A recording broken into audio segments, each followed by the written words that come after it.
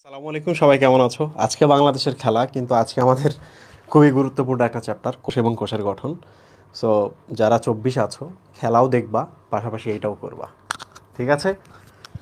কোনোটাতেই বাধা নেই। আমি নিজেও ক্লাসের মাঝে মাঝে স্কোর চেক করতেছি, স্কোর দেখবো, দেখা যাক আমরা কত দূর যাইতে পারি। মুহেব, যতক্ষণ ক্লাস চলবে খেলা দেখার তোমার কোনো সুযোগ নেই। তুমি স্টুডেন্ট কমেন্ট দেখবা, কোনো প্রবলেম হলে অবশ্যই অবশ্যই সলভ করবা। কয়জন আসছে দেখি আজকে? হ্যাঁ, আচ্ছা, 15-17 জন, বেশ ভালো নাম্বার এটা। ওকে, আচ্ছা, সবার আগে আমরা চলে আসি যে আজকে আমাদের স্লাইড কতগুলো আছে। আজকে অনেক স্লাইড না, 56টা স্লাইড আছে। প্রশ্ন কিন্তু অনেক, হ্যাঁ, 50 নম্বর থেকে 56 নম্বর।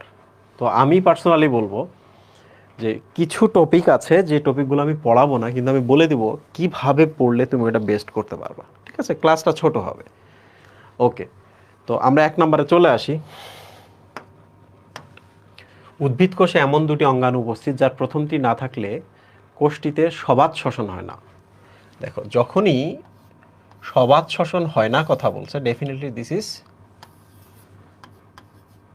মাইটোকন্ড্রিয়ার কথা বলছে। হ্যাঁ, আমাদের আছে মাইটোকন্ড্রিয়া, এজন্য আমাদের অক্সিজেনটা সবাত শ্বসনে অংশ নেয় মাইটোকন্ড্রিয়াতে গিয়ে। অপরটির উপর পৃথিবীর সকল জীবকু প্রত্যক্ষ বা পরোক্ষভাবে নির্ভরশীল। মাইটোকন্ড্রিয়া যদি চলে যায়, ডেফিনেটলি এখানে আরেকটা আছে, সেটা আছে প্লাস্টিড। ঠিক আছে, প্লাস্টিড। দেখো, এই কথাটা বিশ্লেষণ করো। প্রত্যক্ষভাবে কে কে বলো তো? প্লান্ট প্লাস্টিডের উপরে নির্ভর করছে। এটা আসলে প্লাস্টিড লেখা উচিত না, এটাকে লিখতে হবে হচ্ছে chloroplast, not plastid, chloroplast. Directly প্লান্টরা হচ্ছে ক্লোরোপ্লাস্টের উপর নির্ভরশীল। পরোক্ষভাবে কিন্তু কারা বলতো?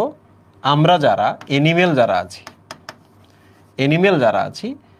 এনিমেলরা কিন্তু ক্লোরোপ্লাস্টের উপর নির্ভরশীল। বলতো কিভাবে? এনিমেলরা হচ্ছে প্লান্টের উপর নির্ভরশীল, প্লান্ট আবার ক্লোরোপ্লাস্টের উপর নির্ভরশীল, তাই না? তো আমরা কিন্তু দুইটা আনসার পেয়েছি। এখন আমরা নিচে চলে আসি, জিন কি?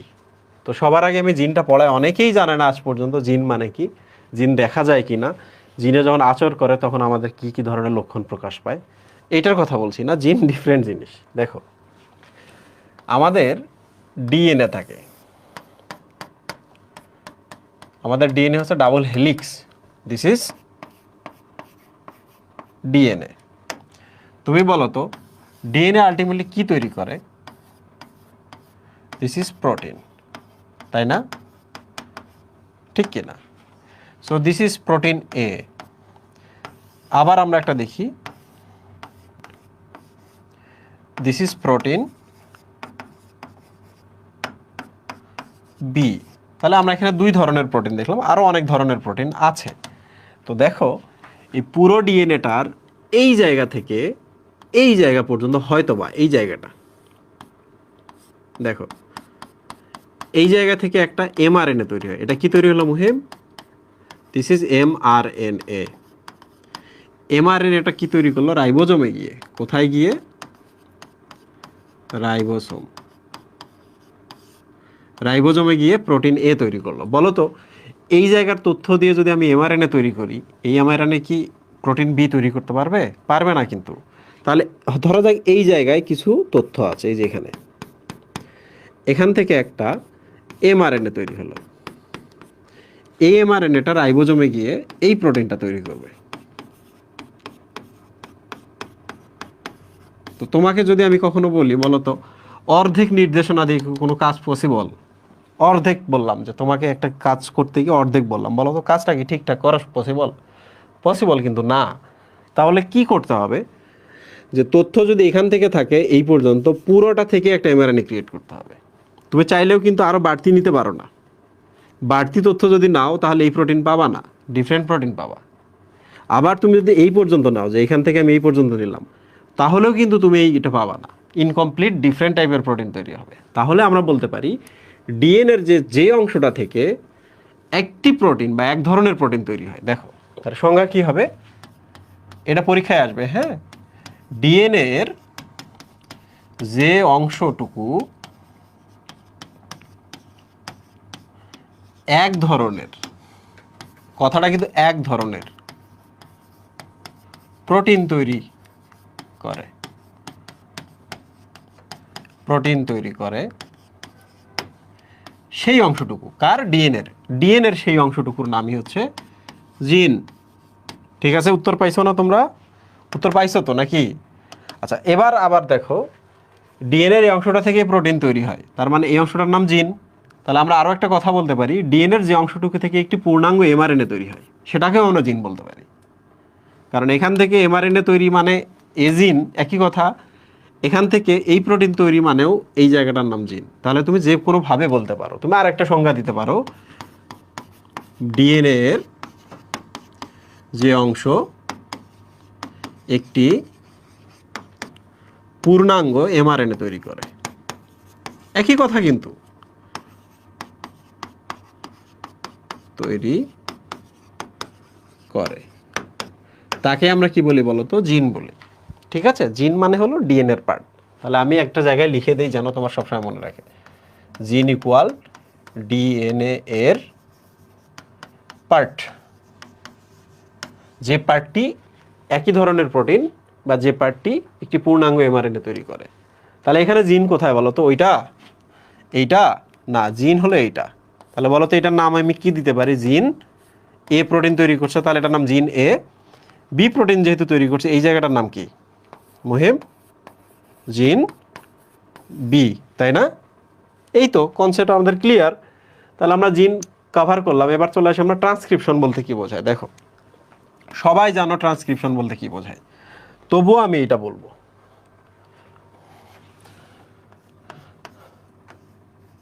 অনেকেই কিন্তু কয়েকটা জিনিস ভুল করো। ট্রান্সক্রিপশন,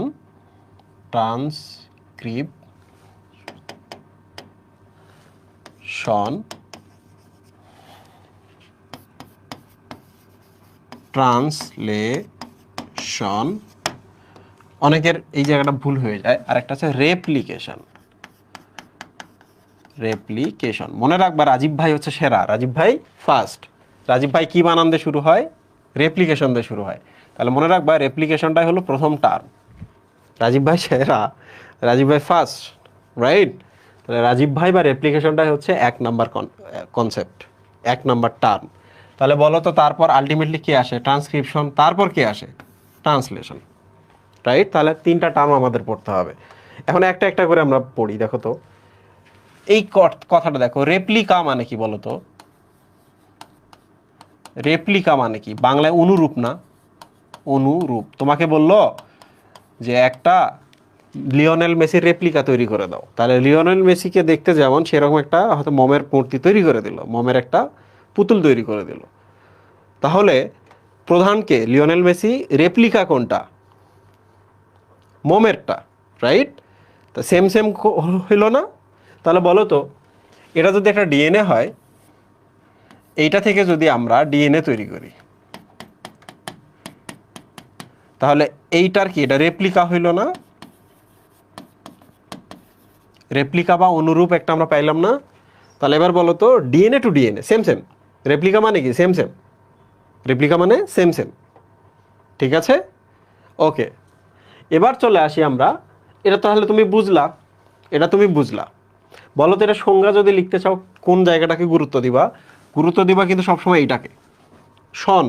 শন মানে কি? একটা প্রক্রিয়া। তাহলে বলো তো, এখানে যতগুলো আছে সবগুলো কি এক ধরনের প্রক্রিয়া না? তাহলে তোমাকে এভাবে লিখতে হবে, যে প্রক্রিয়ায় ডিএনএ অনুরূপ ডিএনএ তৈরি হয়। ঠিক আছে, দ্যাট ইজ কল্ড রেপ্লিকেশন। যে প্রক্রিয়ায়, এই কথাটা কিন্তু দিতে হবে। ঠিক আছে, বাংলাদেশ ভালো খেলছে, আমি খুব খুশি। আমরা একই সাথে দুইটা দেখবো। আমি একটা কাজ করি, আমি তোমাদের জন্য, কোথায় আমরা দেখবো মোহিত? ক্রিক ইনফো, রাইট? আমিও একটু দেখি। হ্যাঁ, আমার খুব অস্থির লাগতেছে, কিন্তু কথা তো দিছি যে আজকে তোমাদের আমি ওয়ান শট নেব। ক্রিক ইনফো,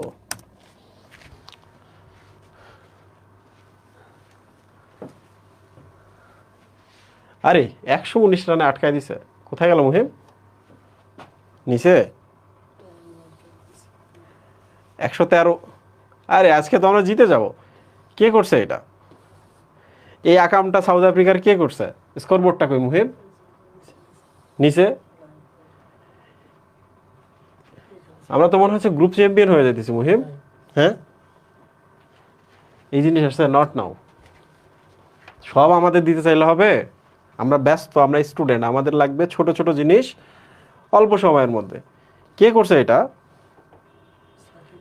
তানজিম হাসান সাকিব। এখন তো সাকিব তো দুইটাই, তানজিম হাসান সাকিব, তাসকিন আহমেদ, তানজিম হাসান সাকিব, তাসকিন আহমেদ, রিশাদ হোসেন। এখানে দেখি আমরা 3টা উইকেট। সাকিব তানজিম নিচে 3টা, তাসকিন নিচে 2টা, রিশাদ নিচে 1টা, মুস্তাফিজ ভাই 4.50, ভালো economy, 4 over 18 run. Shakib Al Hasan আমাদের 1 ওভারে 6টা রান। কিন্তু সাকিব আল হাসানকে কেন বল দেওয়া হলো না? আর বাকিদের তো ইকোনমি ভালো সাকিবের থেকে। আচ্ছা, আমরা আমাদের টপিকে চলে আসি। আচ্ছা বলো তো আমি কোথায় ছিলাম? এটা তো আমরা বুঝলাম। এবার চলে আসি ট্রান্সক্রিপশন। প্রিয় স্টুডেন্ট একটু বলো তো, ট্রান্সক্রিপশন এই জায়গায় কি ট্রান্সফারের কথাটা বলছে না? শোনো, আমার নিজের এইটা খুব ভুল হইতো এগুলা, যে কোনটা কি আমার মনে থাকতো না। তাহলে শব্দ চিনতে হবে। ট্রান্সক্রিপশনে ট্রান্সফার আছে, তাই না মুহিব? ট্রান্সফার, তাহলে ট্রান্সফার হয় এখানে কি হয়? এটা দেখো এখানে স্ক্রিপ্ট লেখা আছে। কি লেখা আছে? স্ক্রিপ্ট, বা স্ক্রিপ্ট মানে কিন্তু তথ্য। তথ্য ট্রান্সফার হয়। বলো তো কোথা থেকে কোথায় তথ্য ট্রান্সফার হয়? এটা যদি ডিএনএ হয়, আমি এইভাবে দিলাম মই বা ল্যাডার প্যাটার্ন। ডিএনএ থেকে ট্রান্সফার মানে কি জানো মুহিব? এমআরএনএ তে transfer. MRNA, not RNA, mRNA. তাহলে দিস ইজ ডিএনএ। বলো তো ডিএনএর তথ্যটা এখানে ট্রান্সফার হলো না? এই দেখো, তথ্য ট্রান্সফার হয় প্রক্রিয়ায়। তাহলে বলো তো এটা সংজ্ঞা কি হবে? যে প্রক্রিয়ায় ডিএনএ থেকে এমআরএনএ তৈরি হয়, যে প্রক্রিয়ায় ডিএনএ থেকে এমআরএনএ তৈরি হয়, সেই প্রক্রিয়াকে বলা হয় ট্রান্সক্রিপশন। তাই না? শব্দ চিনলাম আমরা। এবার চলে আসি ট্রান্সলেশন। কিসে মুহিব? ট্রান্সলেশন। বলো তো ট্রান্সলেশন মানে কি? ট্রান্সলেশন মানে হচ্ছে ভাষান্তর। ভাষান্তর মানে এখানে একটা ল্যাঙ্গুয়েজ আছে, ল্যাঙ্গুয়েজ একটা এখানে আছে, এখান থেকে এটা আমি বুঝি না, এই ল্যাঙ্গুয়েজটা কি আমি বুঝি না, আর একটা ল্যাঙ্গুয়েজে আমি কনভার্ট করলাম যেটা আমি বুঝি। তাই না মুহিব? তাহলে এবার বলো তো এমআরএনএ যেটা আমি তৈরি করলাম, দিস ইজ এমআরএনএ। এমআরএনএতে কি লেখা আছে এটা আমি বুঝি না। তাহলে আমি একটা সাহায্য নিব, কার? রাইবোজোমের সাহায্য নিব। কার সাহায্য নিব মুহিব? রাইবোজোমের সাহায্য নিব। তাহলে বলো তো এই যে একটা জিনিস তৈরি হলো, ধরা যাক এটা একটা প্রোটিন, এই প্রোটিনের নাম হলো ইনসুলিন। বলো তো ইনসুলিন আমরা চিনি না? চিনি। এমআরএনএ কি চিনি? এমআরএনএ বুঝি কি তথ্য আছে এখানে। ওকে, তাহলে এবার বলো তো হোয়াট ইজ ট্রান্সলেশন? ট্রান্সলেশন মানে হলো এমআরএনএ থেকে রাইবোজোমের সাহায্যে প্রোটিন তৈরির প্রক্রিয়া। প্রোটিন তৈরির প্রক্রিয়া। আচ্ছা, তোমরা কি কখনো ভাবছো যে এবার পরীক্ষার খাতায় আমি এমন করে লিখবো যাতে আমি বেশি মার্ক পাই? তাহলে এক কাজ করবা, পরীক্ষার খাতায় যখন যদি সময় থাকে তাহলে লিখবা শব্দার্থ। শব্দার্থ, তারপর তুমি লিখবা যে ট্রান্সলেট মানে হলো ভাষান্তর, শন মানে হলো প্রক্রিয়া, তারপর লিখবা সংজ্ঞা। তাই না? যে প্রক্রিয়ায় এমআরএনএ থেকে রাইবোজোমের সাহায্যে প্রোটিন তৈরি হয়, প্রোটিন তৈরির মাঝখানে লিখবা ভাষান্তর। তুমি চাইলে কিন্তু পরীক্ষার খাতায় এভাবে লিখতে পারো, খারাপ হবে না, কিন্তু ভালোই হবে। কারণ অলরেডি কিন্তু আমাদের শিক্ষা ব্যবস্থা ধীরে ধীরে চেঞ্জ হয়ে যাচ্ছে, তাই না মুহিব? আচ্ছা প্রিয় স্টুডেন্ট, আমরা কিন্তু শিখে ফেললাম 3টা জিনিস। উদ্দীপকের প্রথম অঙ্গাণুটির গঠন লিখো, মাইটোকন্ড্রিয়ার গঠন। আজকে আমি তোমাদের শেখাবো মাইটোকন্ড্রিয়ার গঠন কিভাবে লিখতে হয়, তাই না মুহিব? আজকে আমি তোমাদের শেখাবো মাইটোকন্ড্রিয়ার গঠন কিভাবে লিখতে হয়। তোমরা অনেকেই জানো না যে মাইটোকন্ড্রিয়ার ছবিটা কিভাবে লিখতে হয়। দেখো, প্রথম যে কাজটা করবা সেটা হলো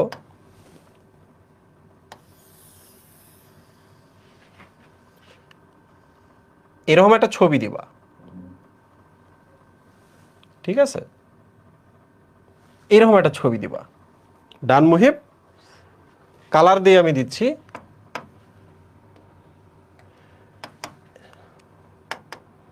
এরপর দেখো যেটা করতে হয়, তোমার কাজ কিন্তু দেখো নিয়মটা কি, মাইটোকন্ড্রিয়া কিন্তু দ্বিস্তরী, এর ভেতরে কিন্তু আরেকটা এরকম স্তর আছে, বুঝছো? 2টা স্তর, ঠিক আছে? হইছে কি এই স্তরটা একটু ভেতরে গেছে, এইরকম এই স্তরটায় ভেতরে এরকম ঢুকে গেছে, এই স্তরটায় ভেতরে ঢুকে গেছে। তাহলে বলো তো এই জায়গা থেকে এই স্তরটা যদি ভেতরে ঢোকাই তাহলে একটু বেশি দিতে পারবো না আমি? এই জায়গায় দিলে তো কম পাচ্ছি, বাট এই জায়গায় যদি আমি দিই এই পর্যন্ত কিন্তু আমি আনতে পারবো। ঠিক আছে মুহিব? তাহলে পরেরটা যখন আর্ট করবা, যেটা করবা, আমি যেটা করি দেখো, শেখাচ্ছি, পরীক্ষায় আসবে এটা। এরকম করে একটু শুরু করবা, করে এই পর্যন্ত নিয়ে যাবা, গিয়ে ঘুরাই নিয়ে আসবা, এটা সমান্তরালে আবার আগাবা, গেলাম, আবার অনেক দূর নিয়ে গেলাম, সমান্তরালে যাচ্ছি, আবার অনেক দূর নিয়ে গেলাম, সমান্তরালে যাচ্ছি, অনেক দূর নিয়ে গেলাম, সমান্তরালে যাচ্ছি, অনেক দূর নিয়ে আসলাম, সমান্তরালে যাচ্ছি, এই জায়গাটা আমি ফোকাস করলাম, ঠিক না মুহিব? এই জায়গাটা আমি ফোকাস করলাম, আবার সমান্তরালে যাচ্ছি, এই জায়গাটা আমি ফোকাস করলাম, আবার যাচ্ছি, এই জায়গাটা আমি ফোকাস করে একটু প্রবেশ করে দিলাম। দেখছো কত সুন্দর একটা মাইটোকন্ড্রিয়া হয়ে গেল, তাই না? অনেক সুন্দর একটা মাইটোকন্ড্রিয়া হয়ে গেল।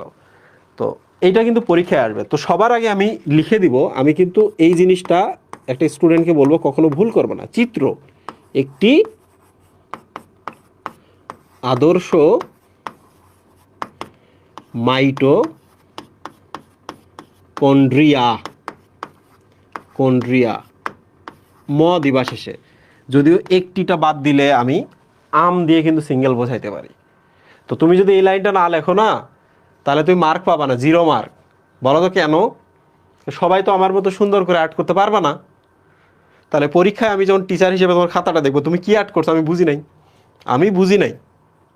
তাহলে এইটা দিয়ে প্রমাণ করলাম যে স্যার আপনি এখানে যা দেখতেছেন ছবিটা আমি ভালো আর্ট করতে পারি নাই, কিন্তু এইটা তার প্রমাণ যে আমি কি আর্ট করতে চাইছি, তাই না মুহিব? তাহলে বলো তো এই জায়গাটা কি দিতে হবে না? তুমি যদি এই জায়গা না দাও তাহলে তোমার মার্ক 0, এই লাইনটা দিতেই হবে।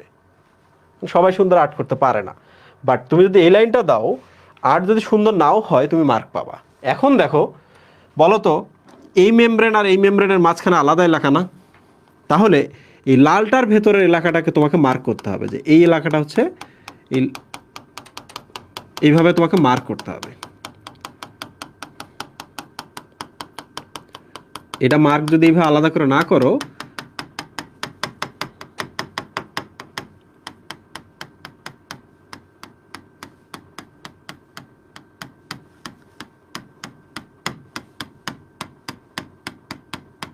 ডান।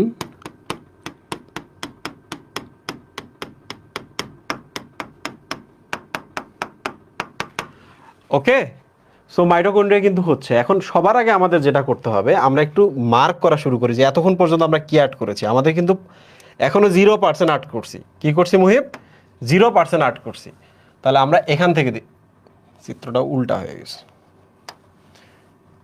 আমরা একটা ইমেজিনারি একটা লাইন লিখবো, যাতে আমাদের কি হয়, আমার যেন লিখতে সুবিধা হয়। এই পর্যন্ত আমি একটা দাগ দিয়ে রাখলাম, বুঝছো?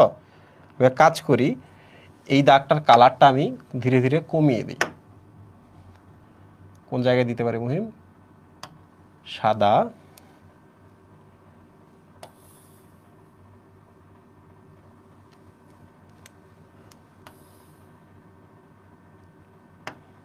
দেখো তুমি কিন্তু দেখতে পাচ্ছ না, আমিও কিন্তু দেখতে পাচ্ছি না। তারপরে আমি যতগুলো দাগ টানবো যেন সুন্দর হয়, ওই পর্যন্ত নিয়ে যাব। ঠিক আছে মুহিব? তো এই যে এখান থেকে আমি ধরলাম, ধরে এই পর্যন্ত আসলাম, এখানে আমি ধরলাম, এই পর্যন্ত আমি আসলাম, এইটা। তাহলে দুইটা মেমব্রেন আমি দাগাইলাম, তাহলে মাঝখানের স্পেসটাতে কি দিতে হবে না? এখান থেকে আমি ধরলাম, মাঝখানের স্পেস পর্যন্ত আমি আসলাম। তাহলে আমরা 3টা জিনিস অলরেডি করে ফেলছি। আরেকটা হলো, এখান থেকে আমি ধরলাম, আমি এইটার ভেতরের এলাকায় নিয়ে গেলাম। তাহলে 4টা অঞ্চল কি আমি পাইলাম কিনা মুহিব? 4টা অঞ্চল আমি পেয়েছি। আমি এখন লিখবো কোনটা আমি কি আর্ট করলাম। বলো তো এটা কি, বহিস্থ পর্দা না আউটার মেমব্রেন? বহিস্থ পর্দা। এই যে এখন যেটা ভেতরে গেল, এটার নাম হলো অন্তঃস্থ পর্দা। কি পর্দা? অন্তঃস্থ পর্দা। তোমরা একটু কনসেপ্টে আসো তো, বলো তো এইটা একটা পর্দা, বাট যে পর্দাটা ভেতরে এইরকম এরকম এরকম করে গেছে, তাহলে বলতো পাহাড়ের মতো হয়েছে না এগুলা? পাহাড়ের চূড়া চূড়া চূড়া চূড়া খাঁজ খাঁজ খাঁজ খাঁজ হয়েছে কিনা? খাঁজ খাঁজ হয়েছে কিনা মনে রাখবা। খাঁজ মানে হলো ক্রিস্টা, বা কোনো খাঁজকে আমরা ক্রিস্টি বলবো। কি বলবো মুহিব? ক্রিস্টি বলবো। তাহলে অন্তঃস্থ পর্দাটা যেহেতু খাঁজ খাঁজ, তাহলে আমরা লিখবো ব্র্যাকেটের মধ্যে ক্রিস্টি। ক্রিস্টি মানে কিন্তু খাঁজ, তাহলে দুইটা পর্দা ডান। এখন আমরা দুইটা এলাকায় পাঠিয়েছি, দেখো তো বাইরের ভেতরের পর্দার মাঝখানে একটা স্পেসে গেছে না, তাহলে লিখবো আমরা আন্ত মেমব্রেন, এগুলো যদি মেমব্রেন দিতাম খুব ভালো হইতো পর্দার বদলে, আন্তঃ মেমব্রেন স্পেস। ঠিক আছে, বলো তো যেটা ভেতরে গেছে, আমাদের সমস্ত কাজকর্ম কি এই এলাকায় বেশি হয় না? বাইরের এই জায়গায় কিন্তু তেমন কোনো কাজ নাই, বুঝছো? তাহলে সব কাজ হচ্ছে ভেতরের পর্দার ভেতরে, তাহলে এই এলাকাটাকে আমরা বলবো মা। কি বলবো? মা। কারণ মা হচ্ছে আমাদের জীবন চালিয়ে নেয়, মা হচ্ছে আমাদের জীবনের সমস্ত কিছুর উৎস। খানা খাওয়াইতেছে, কাপড় ধুয়ে দিতেছে, জন্ম দিতেছে, যত্ন নিতেছে, সিকিউরিটি দিতেছে, আর টাকা দিতেছে, তাই না মুহিব? তাহলে এই জায়গাটাকে আমরা বলবো মা। মা মানে কি বলো তো? ম্যাট্রিক্স। মা মানে কি মুহিব? এই ম্যাট্রিক্স শব্দের অর্থ কিন্তু মা। ঠিক আছে, সো ম্যাট্রিক্স ডান। এখন আমরা চলে আসি, তোমরা তো জানো যে মাইটোকন্ড্রিয়া একটা ব্যাকটেরিয়া। কি? মাইটোকন্ড্রিয়া একটা ব্যাকটেরিয়া, প্রোক্যারিওটিক কোষ। তাহলে যে কোনো কোষের কিন্তু দুইটা জিনিস থাকতেই হবে। কি কি থাকতে হবে বলো তো? কি কি থাকতে হবে বলো তো? একটা এরকম ডিএনএ থাকবে, দ্বিসূত্রক একটা ডিএনএ থাকবে, বৃত্তাকার। কি থাকবে মুহিব? বৃত্তাকার একটা ডিএনএ থাকবে। এবং ডিএনএ যদি থাকে অবশ্যই অবশ্যই কি থাকবে মুহিব? রাইবোজোম থাকবে না? রাইবোজোম থাকবে। তুমি যদি এই দুইটা জিনিস না দাও, তোমার মার্ক 0। বেশিরভাগ স্টুডেন্ট এই দুইটা না দিয়ে মাইটোকন্ড্রিয়া শেষ করে। মনে রাখবা এগুলো হচ্ছে ফার্স্ট প্রায়োরিটি। কি? First priority. সো আমরা চলে আসি আগের মতো। এই যে দেখো, এখান থেকে আসলাম, এই পর্যন্ত আসলাম, এখান থেকে আসলাম, এই পর্যন্ত আসলাম, তাই না মুহিব? তাহলে আমরা লিখি এটা ডিএনএ বৃত্তাকার, কারণ এটা প্রোক্যারিওটিক কোষ। প্রোক্যারিওটিক কোষ, সব কোষেই দুইটা জিনিস থাকে। এটা কি মুহিব? রাইবোজোম। ডিএনএ থাকলে কি থাকবে? রাইবোসোম।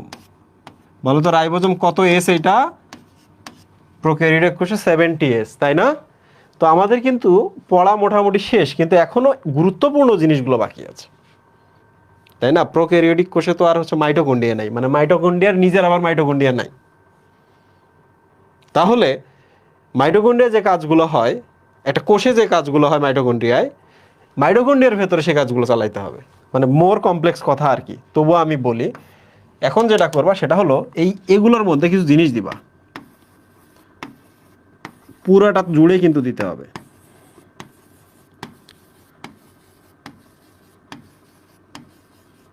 পুরোটা জুড়েই কিন্তু দিতে হবে, কারণ তোমাকে আমি একটা জিনিস বলবো, তুমি শুনে অবাক হয়ে যাবা। সেটা হলো এই মেমব্রেনটা কেন ভাঁজ করা হয়েছে জানো? মেমব্রেনটা ভাঁজ করাই হয়েছে এই জিনিসগুলো যেন আমি বেশি দিতে পারি। তুমি বলো তো, এই জায়গা থেকে এই জায়গায় দিলে আমি 10টা দিয়ে শেষ হয়ে যাইতো না? এই যে গোল গোল জিনিসগুলো এখান থেকে যদি এই পর্যন্ত দিতাম, কিন্তু দেখো তো ভেতরে পর্দাটা যত ভাঁজ করছি, এই জায়গায় কতগুলো আমি দিতে পারছি। তাহলে যত বেশি এগুলো দিব তত বেশি এটিপি তৈরি হবে, তাই না? তাহলে আমরা এগুলোর নাম দিতে পারি। কি নাম দিতে পারি মুহিম? অত বইয়ে যাইতে হবে এবার। বই দিছ? খেলার কি অবস্থা? ব্যাটিং আসছে বাংলাদেশ?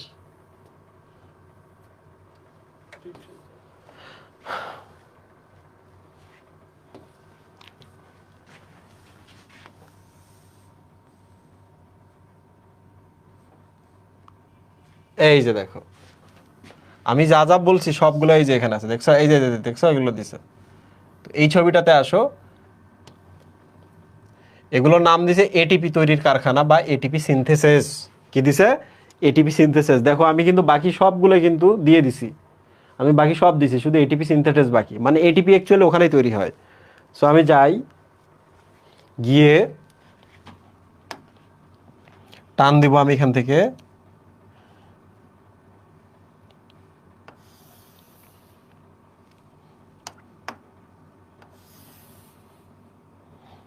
এগুলোতে এটিপি তৈরি হয়। তাহলে আমরা লিখি এটিপি, বানান ভুল হইতে পারে, এটিপি সিনথেসিস মানে যারা এটিপি তৈরি করে, বুঝছো? অ্যাকচুয়ালি ওই যে তোমরা ইটিএস এর কথা শুনছো না, তুমি চাইলে কিন্তু এখানে ব্র্যাকেটের মধ্যে ইটিএস লিখতে পারো। এগুলো অ্যাকচুয়ালি ইলেকট্রন ট্রান্সপোর্ট সিস্টেম। তো বলো তো এই চিত্রটা তোমরা আর্ট করতে পারবা? চিত্রটা আর্ট করতে পারবা কি না? সবাই কমেন্টের মধ্যে বলো, এগুলো কিন্তু পুরোটা জুড়েই কিন্তু দিতে হবে, পুরোটা জুড়েই দিতে হবে। এই প্রশ্নটা যে এইভাবে উত্তর দিতে পারবে যে আমি যদি চিত্রটা আর্ট করি, আমি সবার আগে এটার দিকে নজর দেবো, এটা হচ্ছে 1 নম্বর দৃষ্টিপাত, এটা আর এটা হচ্ছে 2 এবং 3 নম্বর দৃষ্টিপাত, যে আমি কখনো এই জিনিসগুলো ভুলবো না। বাকিগুলো তো আমি জানি, ঠিক আছে মুহিব, বাকি সব জানি, কিন্তু আমি এই 3টা ভুলবো না, কারণ পরীক্ষায় এই 3টাই আমাকে মার্ক দেবে। ইনশাল্লাহ পারবা, রাইট? ইনশাল্লাহ পারবা, ইয়েস। আচ্ছা, তাহলে এবার আমরা প্রশ্নে যাই। উদ্দীপকের আলোকে দ্বিতীয় অঙ্গাণুটির খাদ্য উৎপাদন এবং পরিবেশীয় গুরুত্ব বর্ণনা করো। দ্বিতীয় অঙ্গাণুটির নাম কি বলতো? ক্লোরোপ্লাস্ট না?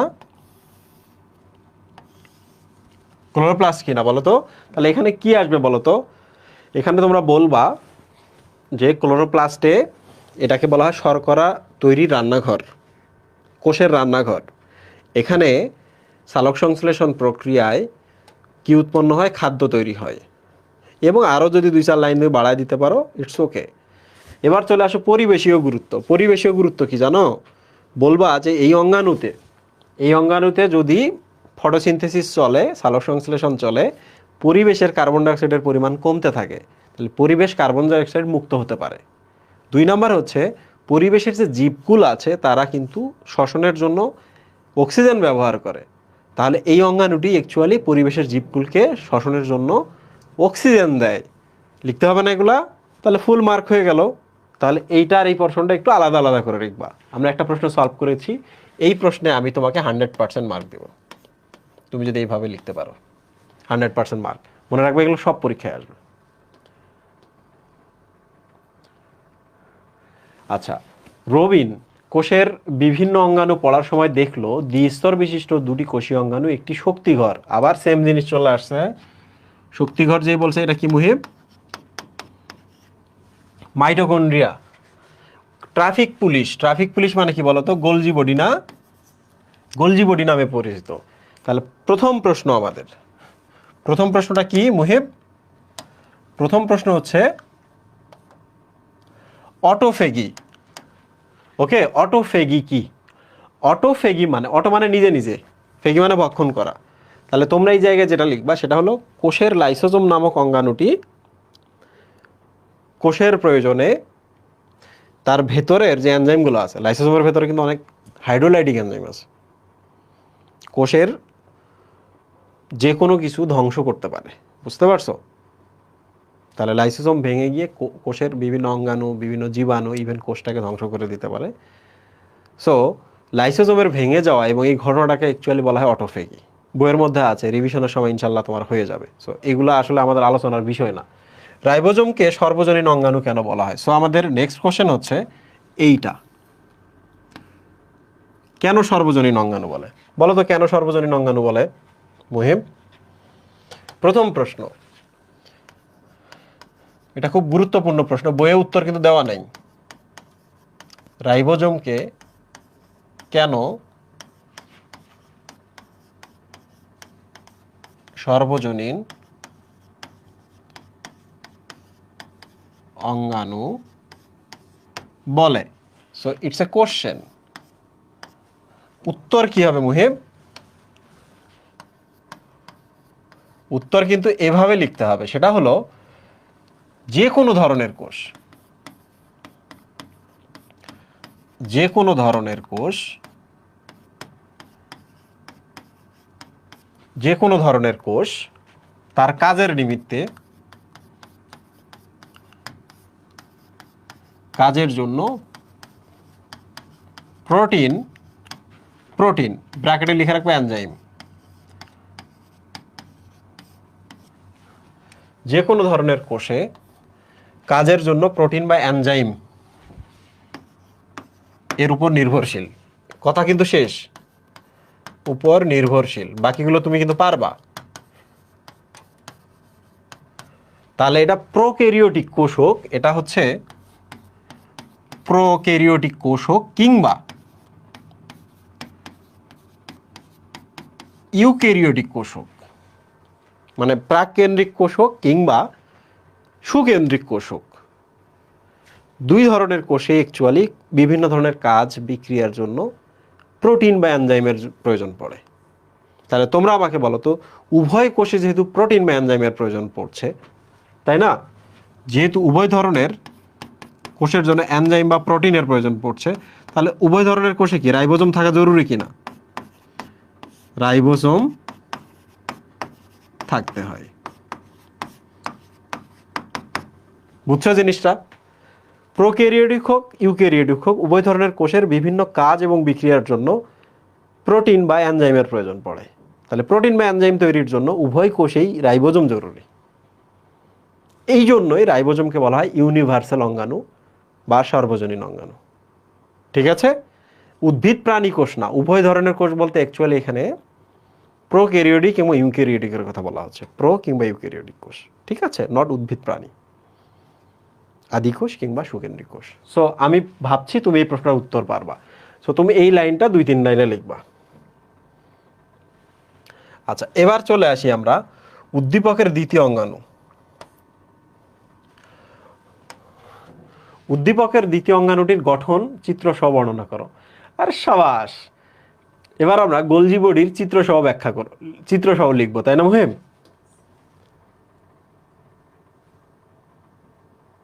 তার আগে আমি তোমাকে একটু দেখাই যে গোলজি বডিতে কি কি পোরশন আছে। গোলজি বডি বেশ বড় একটা চিত্র। দেখো, গোলজি বডির কিন্তু চিত্র অঙ্কন করতে গেলে কিন্তু অনেক কিছু লাগে, বুঝছো? চিত্র অঙ্কন শুধু গোলজি বডি চিত্র দিলেই হবে না। একটু দেখো, এগুলো চৌবাচ্চার মতো। তাহলে এটা একটা সিস্টার না, সিস্টার না শব্দটা তো চৌবাচ্চা। এটা একটা সিস্টার না, এটা একটা সিস্টার না, এটা একটা সিস্টার না, বা সবগুলো চৌবাচ্চা। ঠিক আছে? কিন্তু ব্যাপার হচ্ছে ডিরেকশন দেওয়ার সময় এটাকে যদি তুমি সিস সিস্টার না বলো, তাহলে এদিকে নিউক্লিয়াস বা এন্ডোপ্লাজমিক রেটিকুলামের ছবি দিতে হবে। সিস কথাটা দ্বারা কিন্তু বোঝায় যে এটা কার কাছে, আর এই ট্রান্স কথাটা দ্বারা বোঝায় এর থেকে কত দূরে, দূরের দিকে সে। তাহলে পজিশন বোঝাইতে গেলে বলো, ত্রিমাত্রিক স্থানাঙ্কই বলো আর যাই বলো না কেন, পজিশন বোঝাতে গেলে আমাদের অক্ষ ব্যবহার করতে হয় কিনা, সাপেক্ষ কোনো জিনিস ব্যবহার করতে হয় কিনা। তারপরে আজ পর্যন্ত যারা গোলজি বডির ছবি অ্যাড করছো, এটা বাদ দিয়ে এটা বাদ দিয়ে, তাদের গোলজি বডির ছবি হবে না, ইটস জিরো। তাহলে গোলজি বডির ছবি অ্যাড করতে গেলে এন্ডোপ্লাজমিক রেটিকুলামের ছবি লাগে, কোষ ঝিল্লির ছবি লাগবে। রাইট মুহিম? আচ্ছা, এখন আমি তোমাদের দেখাচ্ছি গোলজি বডির ছবি। অনেকে এটা জানো না। গোলজি বডি চিত্র দেখো। গোলজি বডির কিন্তু কাজই হলো, কি কাজ মুহিম?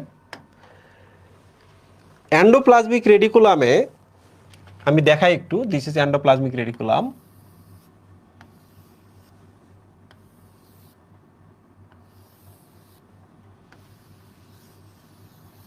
দেখো তোমরা, এন্ডোপ্লাজমিক রেটিকুলামে রাইবোজোম আছে।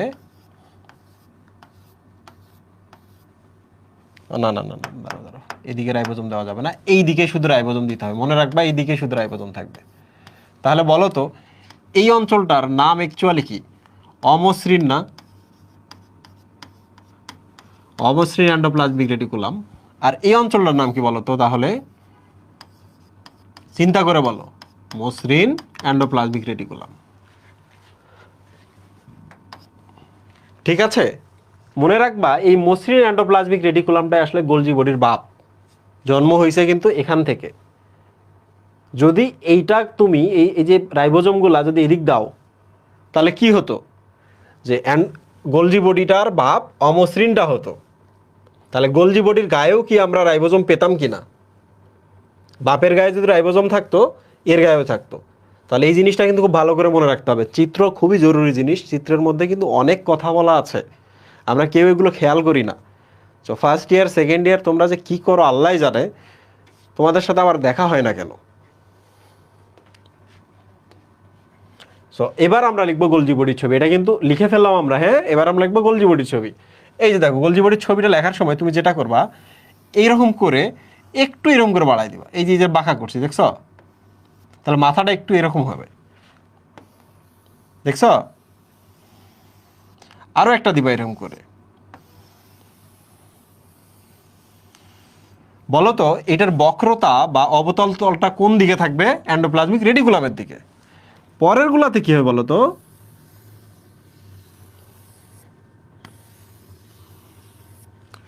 চিত্র আঁকার জন্য আমরা জায়গায় পাইলাম না, তবুও আমরা এক কাজ করি, এই জায়গার দিকটা তার দাগ টানি, দাগ টানলাম আমরা। সো এবার দেখো ছবি কিভাবে অঙ্কন করবা। এইটা অবশ্যই অবশ্যই লিখবা যে প্লাজমা মেমব্রেন। 2 মিনিটের মধ্যেই চিত্র অঙ্কন করা যায়। আমি তো অনেক কথা বলতেছি, 2 মিনিট লাগছে চিত্রটা অঙ্কন করতে? লাগে নাই। তো 2 মিনিটের মধ্যে চিত্র অঙ্কন করা পসিবল। এখন আমরা চলে আসি গোলজি বডিতে।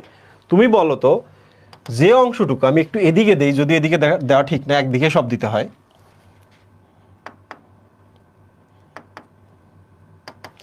তুমি বলো তো, যে গোলজি বডিগুলা এইটা এর কাছাকাছি আছে, তাহলে এগুলাকে আমরা বলতে পারি না সিজ। সিজ মানে একই দিকে। সিজ মানে কি মুহিব? একই দিকে। সিজ চৌবাচ্চা যেহেতু সিস্টার না, ঠিক আছে? সিজ সিস্টার না, সিজ মানে একই দিকে। কার দিকে? এন্ডোপ্লাজমিক রেটিকুলামের দিকে। তাহলে এইটা কি উল্টা দিকে না? এই এলাকাটা ট্রান্সফার হয়ে আসলে, এই এলাকাটা পুরো পার হয়ে আসলে, ট্রান্সফার হয়ে আসলে তুমি এই জায়গাটা দেখা পাবা। তাহলে এইটার নাম কি হবে বলো তো?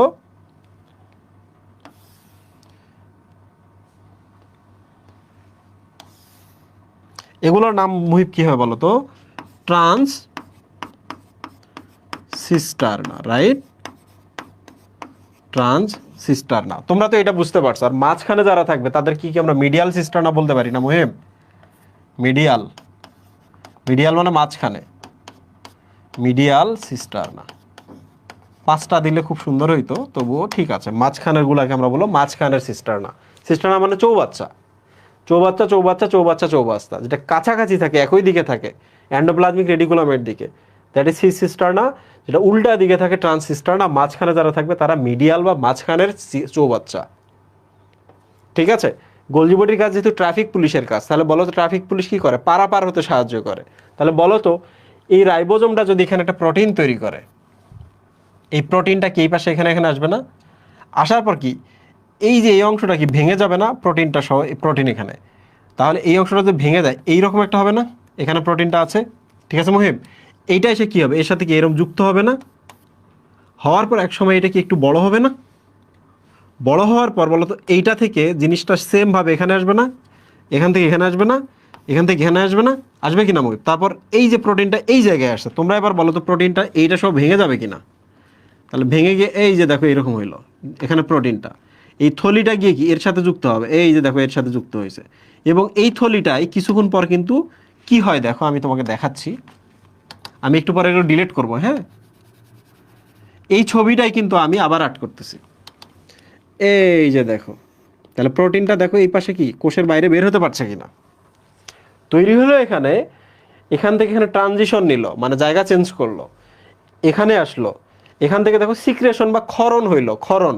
তাহলে এই যে থলিটা থেকে এই থলিটা হইলো, মানে ক্ষরিত হইলো, দ্যাট ইজ কল্ড সিক্রেশন। তাহলে এটার নাম হচ্ছে সিক্রেশন থলি বা সিক্রেটরি থলি। এটা এসে দেখো মেমব্রেন, মেমব্রেন থেকে দেখো এবার পুশ করে বাইরে দিয়ে দিল।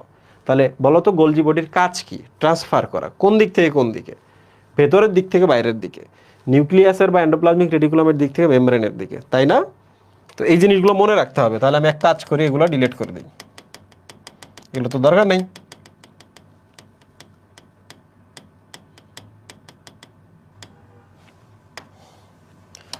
এখান থেকে যে খরিত হয়, তাহলে আমরা এক কাজ করি, এইরকম একটা থলি দিয়ে দিলাম, এনতে এনে এনতে এনে এনতে এনে এখানে, এই যে দেখো এখানে।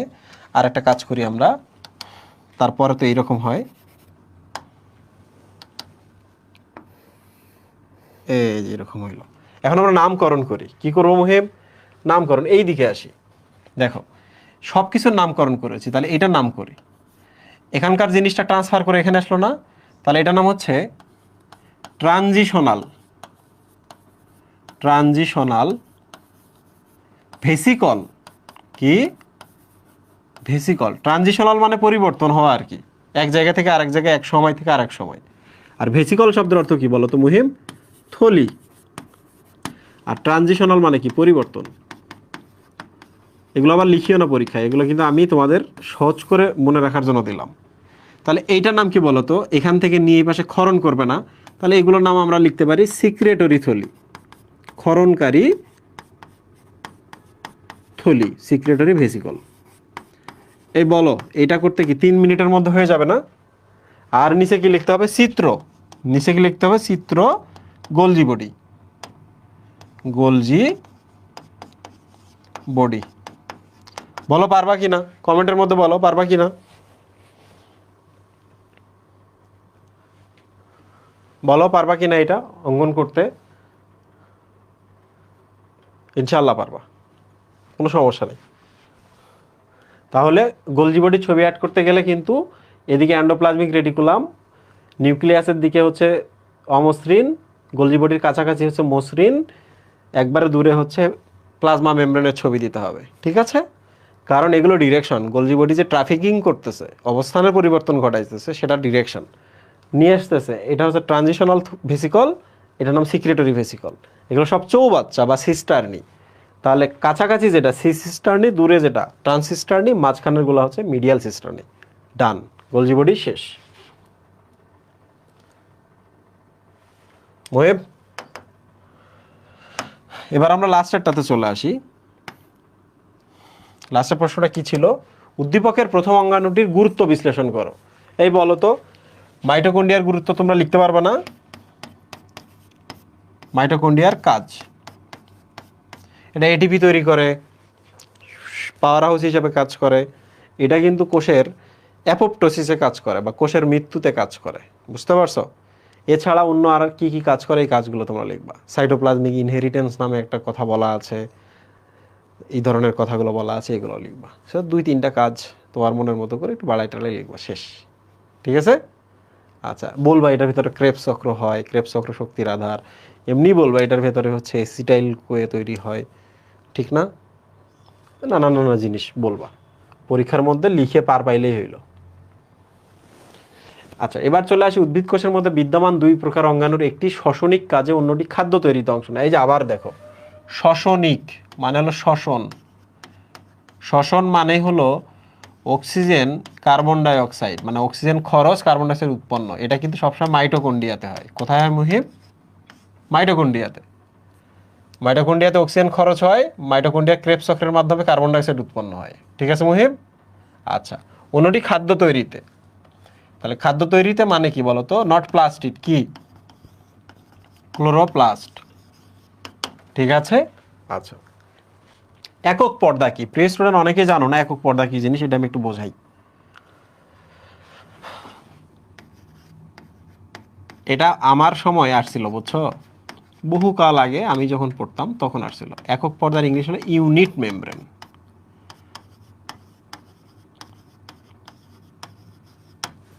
ইউনিট মেমব্রেন, ঠিক আছে? বলো তো ইউনিট মানে কি?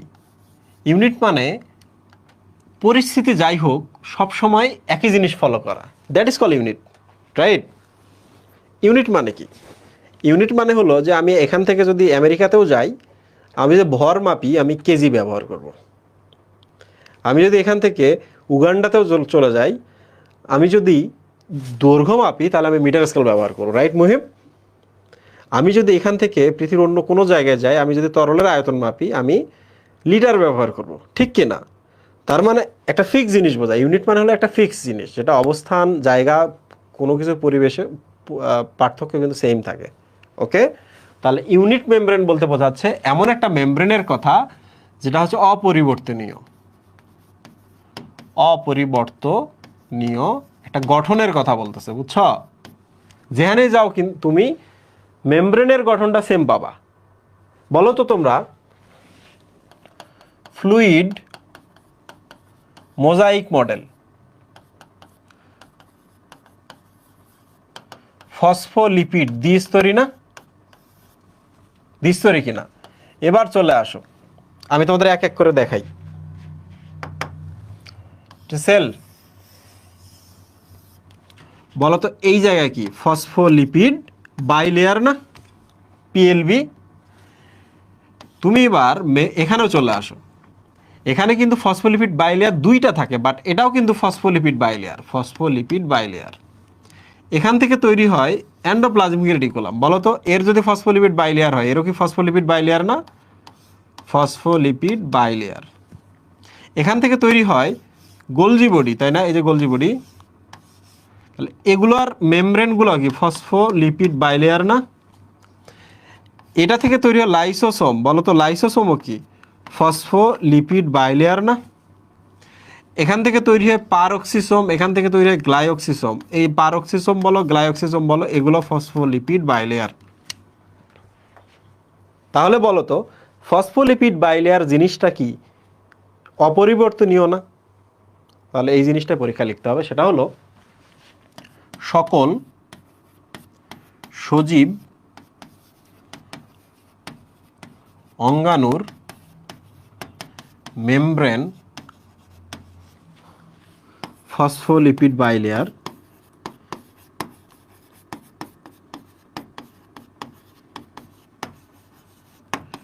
বাইলেয়ার বা ফ্লুইড মোজাইক মডেল অনুসরণ করে।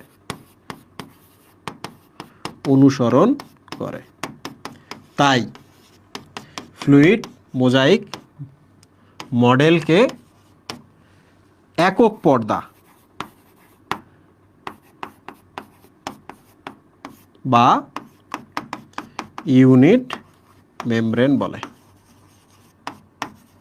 আজকে বুঝছো কারা কারা এর আগে বোঝো নাই? একক পর্দা মানে ভাবছো একটা পর্দা, জি না।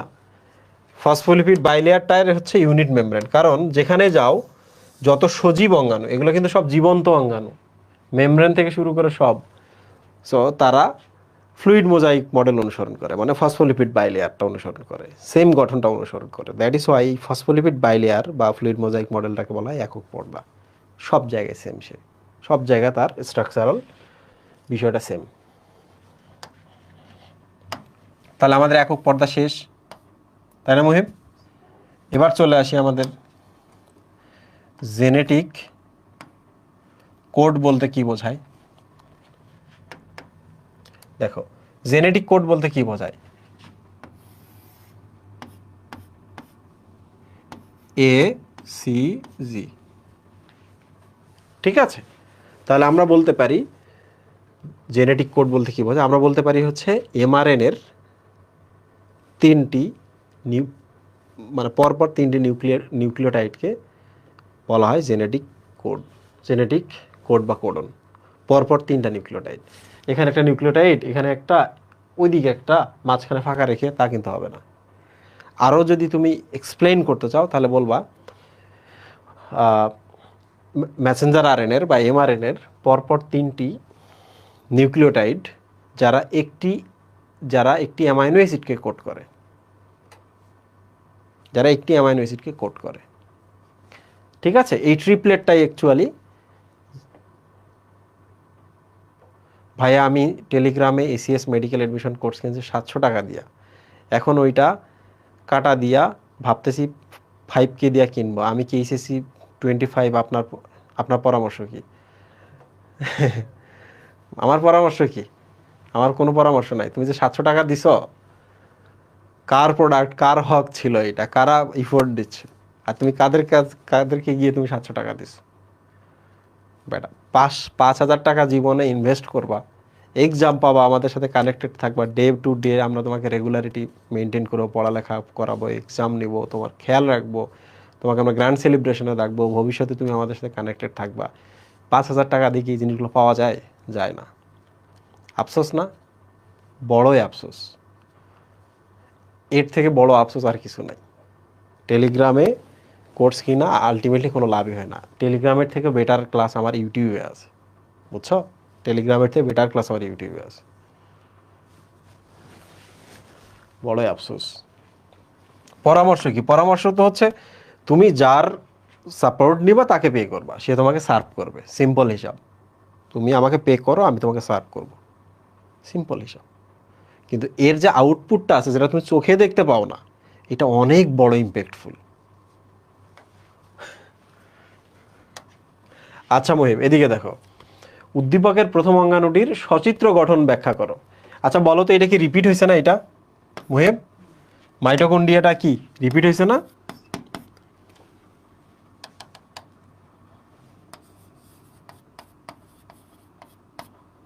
আচ্ছা, উদ্দীপকের দ্বিতীয় অঙ্গাণুটি কিভাবে জীবজগতের অস্তিত্ব টিকিয়ে রাখতে গুরুত্বপূর্ণ ভূমিকা পালন করে? ক্লোরোপ্লাস্ট জীবজগতের অস্তিত্ব কিভাবে টিকিয়ে রাখে বলবা? জীবের খাদ্য তৈরি করে। খাদ্য ছাড়া জীবকোষগুলো চলতে পারতো না, কাজ করতে পারতো না। এইটা একটা। 2 নম্বর হচ্ছে এটা উদ্ভিদের জীবন রক্ষা করলো। এরপর হচ্ছে প্রাণীদের ক্ষেত্রে বলবা যে এই এই অঙ্গাণুতে যে সালোক সংশ্লেষণ ঘটে, এর মাধ্যমে অক্সিজেন তৈরি হয় এবং অক্সিজেন প্রাণীকুল তাদের শ্বসনে ব্যবহার করে শক্তি উৎপন্ন করে, যে কারণে এই অঙ্গাণুটা খুব গুরুত্বপূর্ণ। এরপর আরেকটা জিনিস বলবা, সেটা হলো উদ্ভিদ যে এই ক্লোরোপ্লাস্টকে ব্যবহার করে খাদ্য তৈরি করতেছে, সেই খাদ্যটা আবার প্রাণীকুল ব্যবহার করে খায়। Starch, right Muhib? স্টার্চ। তাহলে 3টা জিনিস লিখবে। একটা হচ্ছে উদ্ভিদ নিজের খাদ্য তৈরি করতেছে, উদ্ভিদের খাদ্য আবার প্রাণীকুল খাচ্ছে, উদ্ভিদ অক্সিজেন তৈরি করতেছে, সেই অক্সিজেন দিয়ে কি করতেছে, প্রাণীদের শ্বসনে ব্যবহার করছে। উদ্ভিদ, তাহলে 4টা জিনিস। আরেকটা, উদ্ভিদ কার্বন ডাই অক্সাইড বায়ুমণ্ডল থেকে নিচ্ছে, ফলে বায়ুমণ্ডলটা কি থাকতেছে, প্রাণীকুলের বসবাসের উপযোগী থাকতেছে। 4টা জিনিস যেন তোমার থাকে, 4টা জিনিস থাকে। ঠিক আছে? ওকে, ভেরি গুড। সো আমরা কিন্তু মোটামুটি 3টা প্রশ্ন সলভ করলাম না মুহিব? 57 নম্বর আছি, শেষ। এবার চলে আসি আমরা হচ্ছে এইটাতে, প্রজাতি কি। এই চ্যাপ্টার তো এটা না। ক্রসিং ওভার কিভাবে নতুন বৈশিষ্ট্য সৃষ্টি করে। দেখো ক্রসিং ওভার কিভাবে নতুন বৈশিষ্ট্য সৃষ্টি করে আমি তোমাকে দেখাই। দেখো বাবা, একটু চিন্তা করো, বাবার শরীরের ভেতরে এই যে একটা ক্রোমোজোম আছে, বাবার শরীরের ভেতরে একটু চিন্তা করো, তার বাবা থেকে কিন্তু এই ক্রোমোজোমটা পাইছে। আমাদের বাবার শরীরে কিন্তু আমাদের দাদি, তার একটা ক্রোমোজোম আছে। তাহলে বলো তো আমাদের বাবার শরীরে কি 2টা ক্রোমোজোম আছে না? আছে কি না? ডিপ্লয়েড কিনা আমাদের বাবারা? সেম ভাবে মায়ের ক্ষেত্রেও যদি তুমি চিন্তা করো, মা নানা নানি থেকেও কিন্তু 2টা ক্রোমোজোম পায়। পায় কিনা মহিম? এটা হচ্ছে মা, নানা নানি আমি দিলাম। ওকে, একটু চিন্তা করে দেখো, বলো তো বাবা যখন শুক্রাণু তৈরি করে, কি মুহিব? শুক্রাণু তৈরি করে। একটু চিন্তা করে দেখো, বাবার শরীরের ক্রোমোজোমগুলা নিজেদের মধ্যে কি বিনিময় করে না? এখানে বিনিময় করে না? তাহলে বলো তো বিনিময় করার পর যদি এই অর্ধেক, এই ক্রোমোজোমটা কি এখন নতুন ক্রোমোজোম না?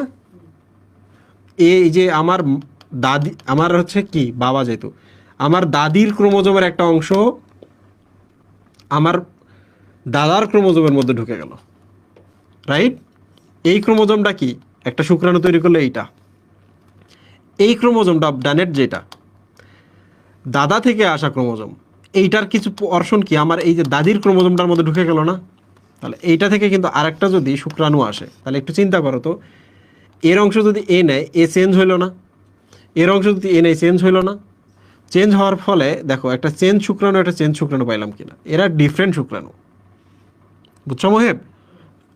তাহলে ক্রসিং ওভারের ফলে যেটা হয় যে জনন কোষগুলো তৈরি হয়, তারা বাবার মতোই ক্রোমোজোম বহন করে, কিন্তু কিছু চেঞ্জ থাকে, নতুন বৈশিষ্ট্য। এই বৈশিষ্ট্যটা বা এই শুক্রাণু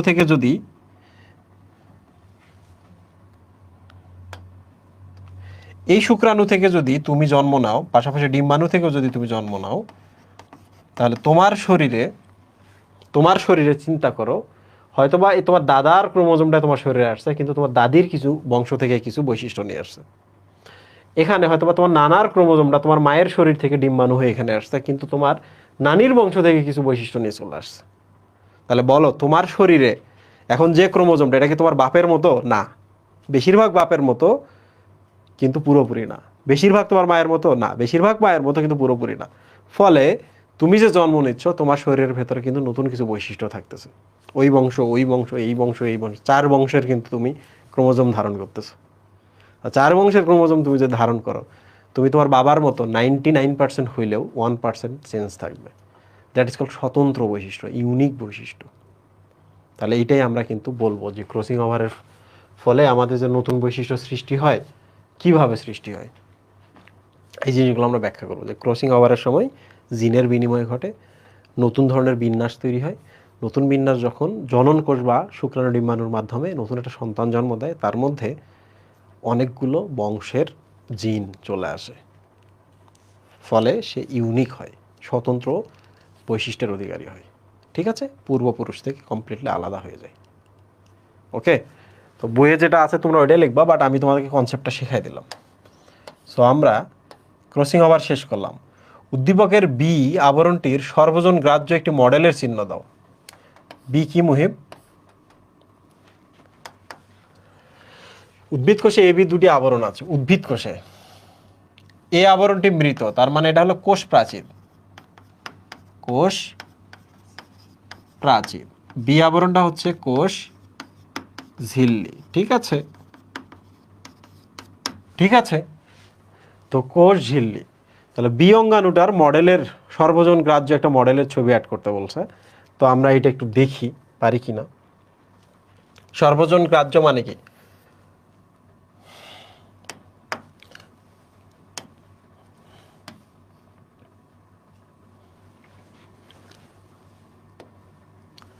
সর্বজন গ্রাহ্য মানে তোমাকে এইরকম অনেকগুলো অঙ্কন করতে হবে। এইভাবে কি আর অঙ্কন করা যায় মুহিম? পসিবল না।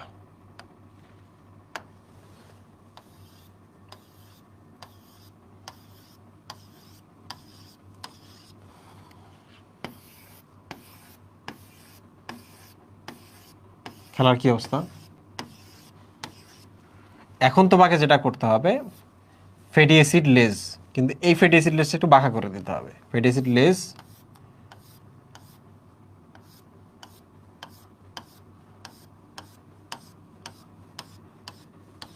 তুমি চেষ্টা করবে যেন এগুলো একটা সিকোয়েন্স থাকে। হ্যাঁ, খুব বেশি আবার এক হইরো না।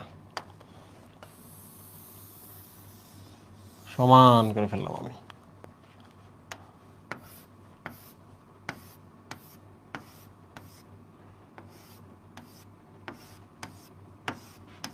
সর্বজন গ্রাহ্য যেটা আর কি।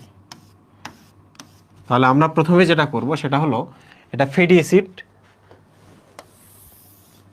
চেইন হয়ে গেল, সরি ফসফোলিপিড বাইলেয়ার হয়ে গেল। ঠিক আছে, ফসফোলিপিড বাইলেয়ার। তো কয়েকটা জিনিস তোমাদের মনে রাখতে হবে। এদিকে কিন্তু লিখতে হবে মেমব্রেনের ভেতরের দিক, বুঝছো? এটা যদি একটা কোষ হয়, দেখো ভালো করে, আমরা কিন্তু এই জায়গাটা অঙ্কন করতেছি, এই জায়গাটা। তাহলে বলো তো এই দিকটা কি? সাইটোপ্লাজম না? এই দিকটা কি কোষের বাইরে না? তাহলে আমরা লিখব এটা সাইটোপ্লাজম। এগুলো কিন্তু লিখতে হবে। তাহলে বাইরের দিকটার নাম আমরা কি লিখব? কোষের বাহির, কোষের বহিস্থ অঞ্চল, বাইরের অঞ্চল। আমি আমার মতো করে দিলাম। ঠিক আছে, এখন দেখো, এখন তোমাকে যেটা করতে হবে সেটা হলো,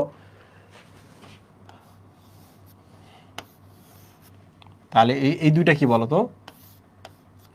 ফসফোলিপিড বাইলেয়ার দ্বিস্তর আর কি। ঠিক আছে মুহিব, এখন তোমাকে যেটা করতে হবে, তোমাকে প্রোটিন দিতে হবে। ফসফোলিপিড দেওয়া শেষ। বেটার যদি হয় তুমি লিখবা এটার নাম হলো ফসফেট হেড, ফসফেট হেড মাথা। আর এগুলোর নাম বলো তো ফ্যাটি অ্যাসিড লেজ, তাই না? ফ্যাটি অ্যাসিড লেজ, এগুলো তুমি লিখবা। আর প্রোটিন দিবা। এবার কিছু প্রোটিন এই পাশ থেকে এই পাশ পর্যন্ত থাকে,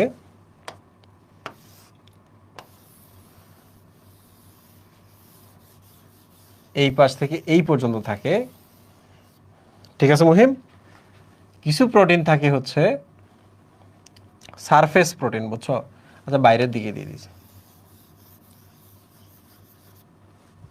আচ্ছা, বইতে একটু যাই, বইতে কিভাবে দিছে।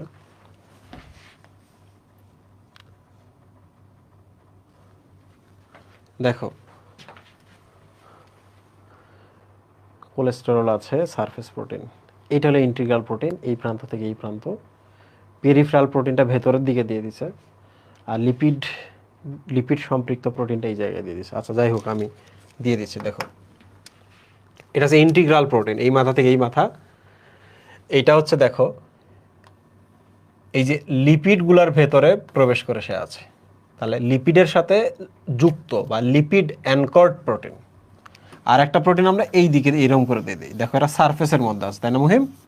Surface protein. এবার আমরা চলে আসি, এগুলোর ফাঁকে ফাঁকে কিন্তু এই ধরনের কিছু অণু থাকে, এগুলোর নাম হচ্ছে কোলেস্টেরল। এই কোলেস্টেরল আছে বলে কিন্তু এইটার এটা একসাথে যুক্ত হইতে পারে না, বুঝতে পারছো মুহিম?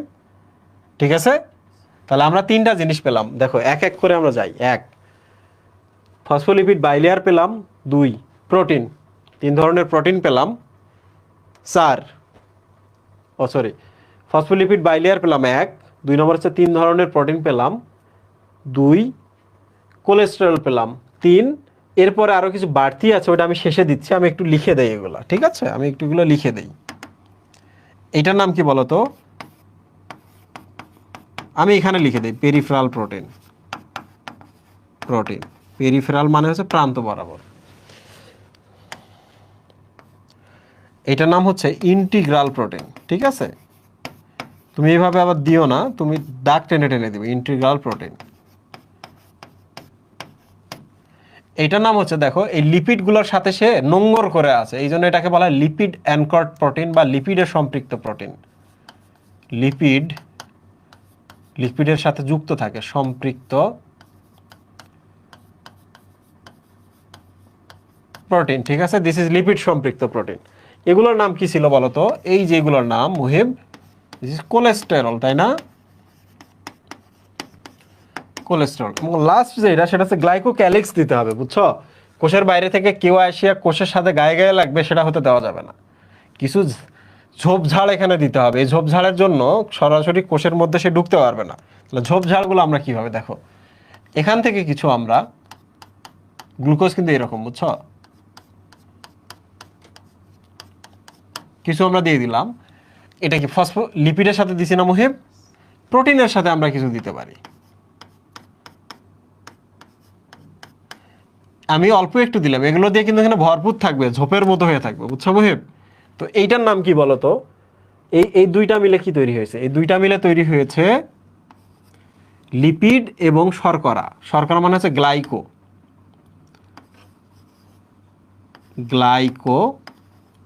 লিপিড, যেহেতু লিপিড লিখবো আমরা এখানে। এই দুইটা মিলে হচ্ছে গ্লাইকোলিপিড, নট এটা, দুইটা মিলে প্রোটিন এবং এই শর্করা মিলে তৈরি হয়েছে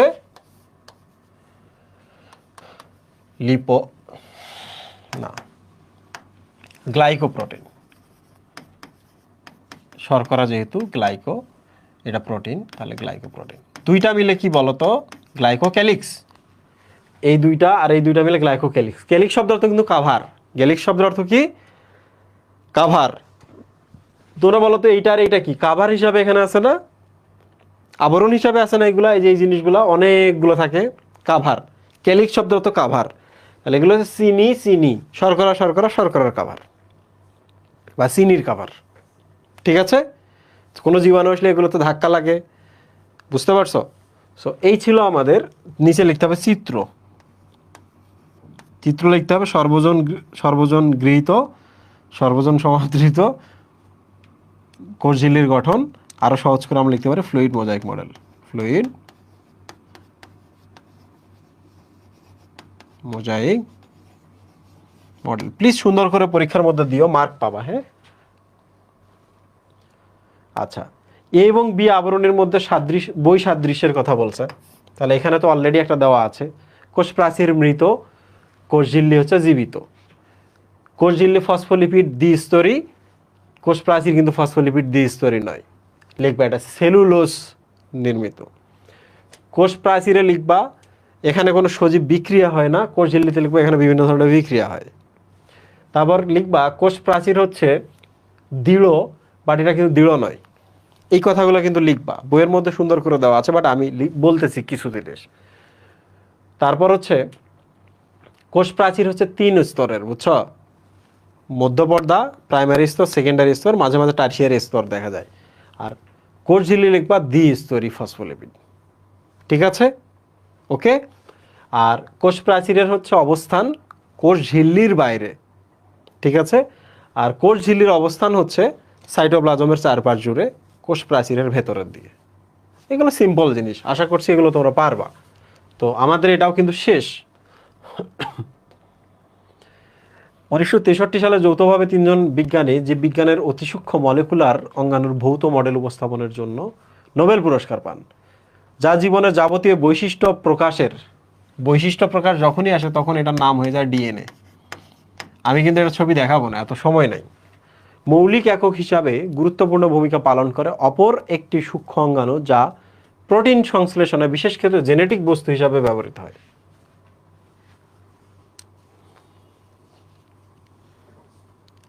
আরেকটি সূক্ষ্ম অঙ্গাণুর কথা বলছে যা প্রোটিন সংশ্লেষণে মানে রাইবোজোমের কথা বলছে এবং বিশেষ ক্ষেত্রে জেনেটিক বস্তু হিসাবে ব্যবহার করা হয়। আচ্ছা, আমরা একটু আসি, কোশ্চেন সলভ করার সময় পেয়ে যাবো। দেখো, ট্রান্সক্রিপশন কিন্তু আমরা পাইছি, দিস ইজ রিপিট। প্রোটোপ্লাজমকে জীবনের ভৌত ভিত্তি কেন বলে? এই যে দেখো, এটা কিন্তু খুব গুরুত্বপূর্ণ জিনিস। জীবনের ভৌত ভিত্তি কেন বলে? খুবই সিম্পল। প্রোটোপ্লাজম মানে কিন্তু কোষঝিল্লি থেকে ভেতরে সব, কোষঝিল্লি থেকে ভেতরে সব। তাহলে উদ্ভিদের সমস্ত বিক্রিয়া, ক্রিয়ায়, শক্তি তৈরি, যাবতীয় কর্মকাণ্ড, সঞ্চয়, এভরিথিং এই জায়গায় ঘটে। So that is why this is ভৌত ভিত্তি। তারপর তোমরা করবা কি, বই থেকে এই টপিকের আনসারটা পড়বা, তখনই তোমরা এটা এক্সপ্লেন করতে পারবা প্রোটোপ্লাজম কেন জীবনের ভৌত ভিত্তি। আচ্ছা, উদ্দীপকে উল্লেখিত দ্বিতীয় সূক্ষ্ম মলিকুলার অঙ্গাণুটির শ্রেণীবিন্যাস বর্ণনা করো। এই যে দেখো,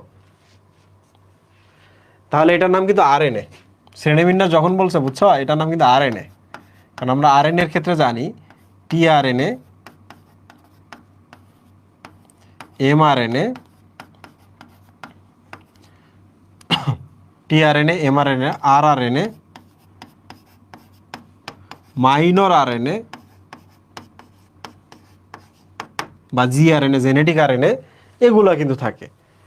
তাহলে শ্রেণীবিন্যাস তোমাকে বর্ণনা করতে হবে, টিআরএনএ এর ছবি দিতে হবে, এমআরএনএ এর ছবি দিতে হবে, আরআরএনএ এর ছবি দিতে হবে, সবকিছুই কোনটা কোথায় কাজ করে। টিআরএনএ দেখতে ক্লোভার লিফ মডেল, এই কথাগুলো বলতে হবে। এমআরএনএ কিন্তু সুতার মতো লম্বা।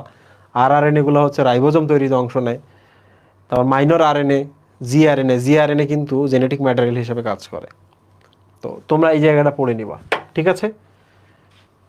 আচ্ছা, এখানে চলে আসি, এটাও তোমরা পারবা। চারিত্রিক বৈশিষ্ট্য নিয়ন্ত্রণের ক্ষেত্রে প্রথম মলিকুলার অঙ্গাণুটির ভূমিকা পালন করো। তোমরা বলবা যে প্রথম মলিকুলার অঙ্গাণুটি হচ্ছে ডিএনএ। ডিএনএ হচ্ছে আমাদের সকল বৈশিষ্ট্য নিয়ন্ত্রণ করে। তা বলবা ডিএনএতে জিন থাকে, জিনগুলো থেকে প্রোটিন তৈরি হয়। সেই প্রোটিনগুলো কখনো এনজাইম হিসাবে, হরমোন হিসাবে এবং বিভিন্ন জিনিস হিসাবে কাজ করে, বিক্রিয়ায় অংশ নেয়, কোষের সমস্ত কিছু তারা নিয়ন্ত্রণ করতেছে, ঠিক আছে? সো এগুলোই হচ্ছে অ্যাকচুয়ালি মানে ডিএনএর যে কাজগুলা, এইটাই হচ্ছে এই প্রশ্নের উত্তর, ঠিক আছে? এগুলো পারবা।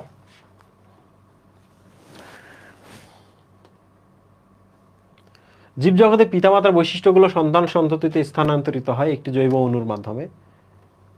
জৈব অণু ডিএনএ। জীবের কোষ বিভাজনে অত্যন্ত পূর্ব শর্ত উক্ত জৈব অণুর একটি থেকে দুটিতে পরিণত হওয়া। একটা থেকে দুইটা পরিণত হওয়া মানে রেপ্লিকা তৈরি। এ জৈব অণুটির সাথে রাইবোজ সমৃদ্ধ এক সূত্রক জৈব অণুর গুরুত্বপূর্ণ বৈসাদৃশ্য বিদ্যমান। রাইবোজ মানে আরএনএ।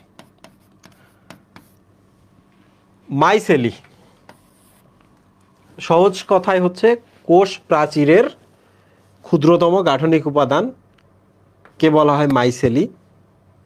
এটি সেলুলোজ নির্মিত। কোষ প্রাচীরের ক্ষুদ্রতম গাঠনিক উপাদান সেলুলোজ নির্মিত। সো মাইসেলি ডান। এবার চলে আসি ট্রিপলেট কোডন বলতে কি বোঝায়। ট্রিপলেট বলতে কিন্তু তিনটার কথা বলছে, বুঝছো? তবু আমি একটু দেখি ট্রিপলেট কোডনটা বলতে কি বোঝাচ্ছে, এটা কোনো নতুন আছে কিনা। অনলি কোডন তো বলতে পারতো, কিংবা ট্রিপলেট বলতে পারতো। খেলা শুরু হয়ে গেছে। 50 run 4 wicket,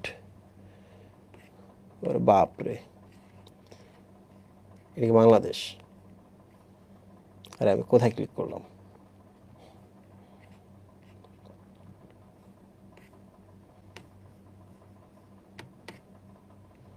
Muhib,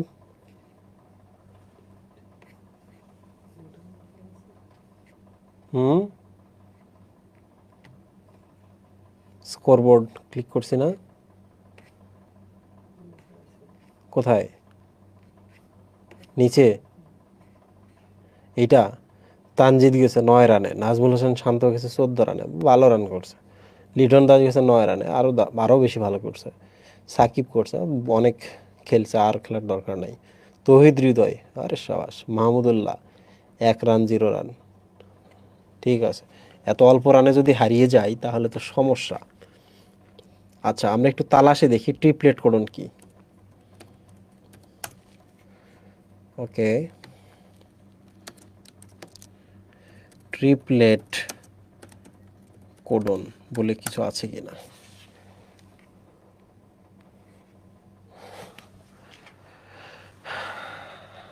triplet codon, এই সব জায়গায় তো ট্রিপলেট কোডন লেখা আছে। আচ্ছা, একই কথা, হ্যাঁ, ট্রিপলেট কোডন কিন্তু একই কথা, যে 3টা নিউক্লিওটাইড মিলে এমআরএনএ থাকা 3টা নিউক্লিওটাইড মিলে একটি অ্যামিনো অ্যাসিডকে কোড করে। পরপর 3টা নিউক্লিওটাইডকেই বলা হয় ট্রিপলেট কোডন। শেষ। কোডন কিন্তু এর আগে আমরা পড়াইছি আজকে, সেম কথা। উদ্দীপকে আলোচিত জৈব অণুটির দুটিতে পরিণত হওয়ার পদ্ধতি বর্ণনা করো। আচ্ছা, দিস ইজ রেপ্লিকেশন। রেপ্লিকেশন প্রসেসের কথা বলছে।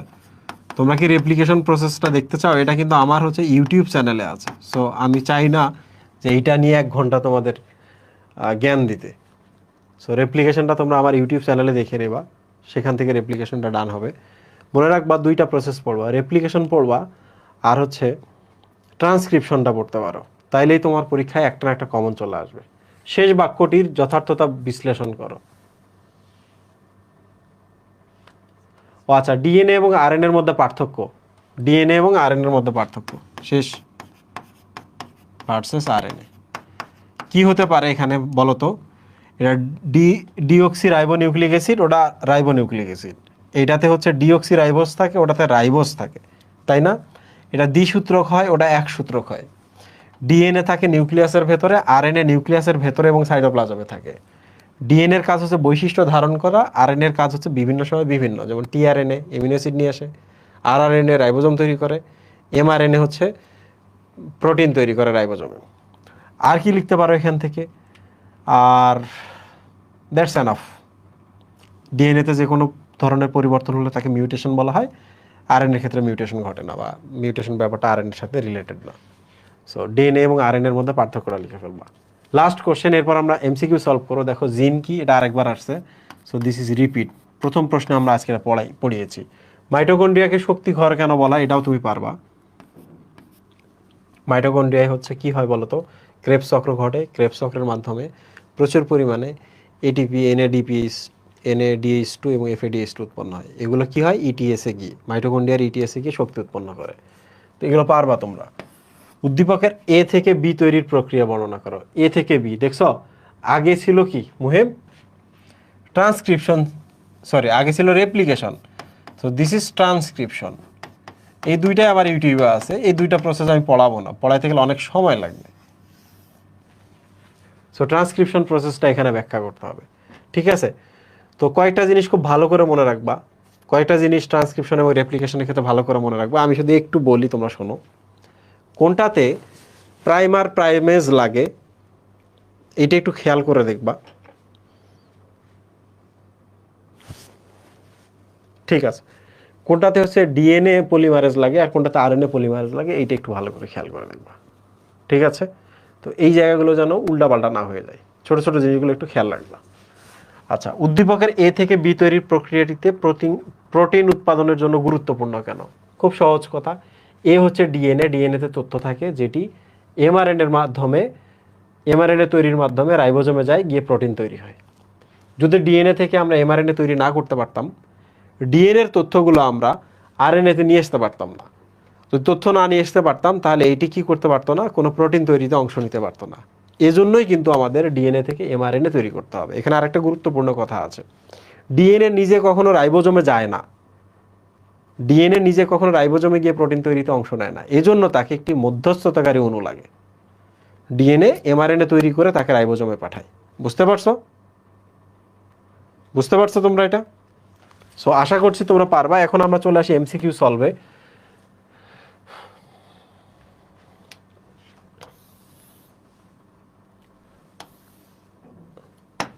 আছো এমসিকিউতে, দেখি তোমরা কি পরিমাণ পড়াশোনা করছো, আজকে তোমাদের পরীক্ষা হয়ে যাক। কোষ আবিষ্কার করেন কে? এইটা তো খবর করে দিবে। কোষের আবিষ্কারক কে বলো? এখানে কিছু কথা আছে বুঝছো। এইটা কিন্তু কোষ প্রাচীর, কি এটা বলো তো? কোষ প্রাচীর, এইটা কিন্তু আবিষ্কার করেছেন রবার্ট হুক। তাহলে বলো তো কোষ প্রাচীর কি আবিষ্কার করেছেন? ছোট হুক। আর কোষ সব কিছু সহ, এইটা এইটা এভরিথিং সহ আবিষ্কার করেছেন অ্যান্থনি ভন লিউয়েনহুক। বুঝছো? এই জিনিসটা একটু খেয়াল করো। কোষ প্রাচীরটা শুধু আবিষ্কার করেছেন রবার্ট হুক। তাহলে বলো তো কোষ প্রাচীর মানে কি? মৃত কোষ না? মৃত কোষ না? আর অ্যান্থনি ভন লিউয়েনহুক তাহলে জীবিত কোষের আবিষ্কারক না? এখন প্রশ্ন হলো এইটা যে বইয়ে আসলে কি লেখা আছে? জীবিত কোষের আবিষ্কারক কিন্তু সে। এখন বইতে দেখি কাকে দিছে, কমেন্টের মধ্যে বলো তো কে এটা। মুহিব কমেন্ট পড়ো, কমেন্ট পড়ো দ্রুত। কোষের আবিষ্কারক আমরা তালাশ করে দেখি একটু।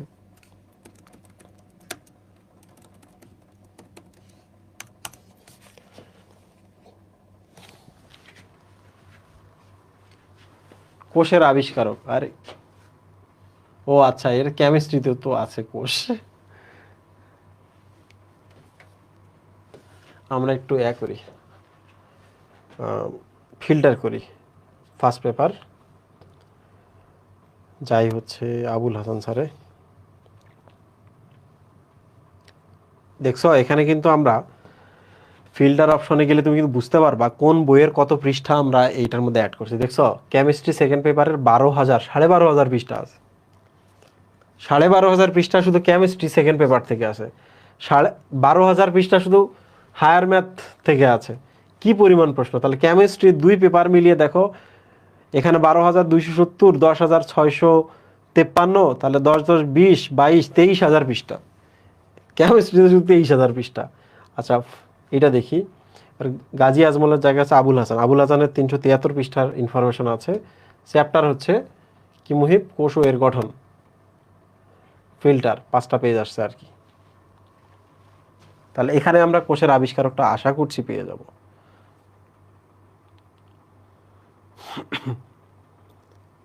একই বইয়ের 3টা পৃষ্ঠা কেন মুহিব? এখানে 4টা 5টা পৃষ্ঠা কেন?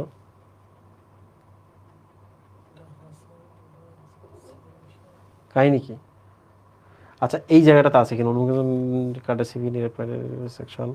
আনসার কি করছে ওরা? সেল। এই বল,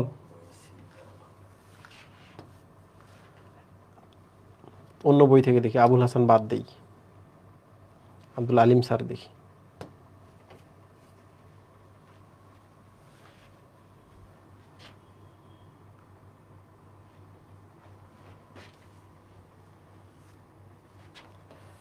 ওরা কোনো উত্তর দিছে মহিম?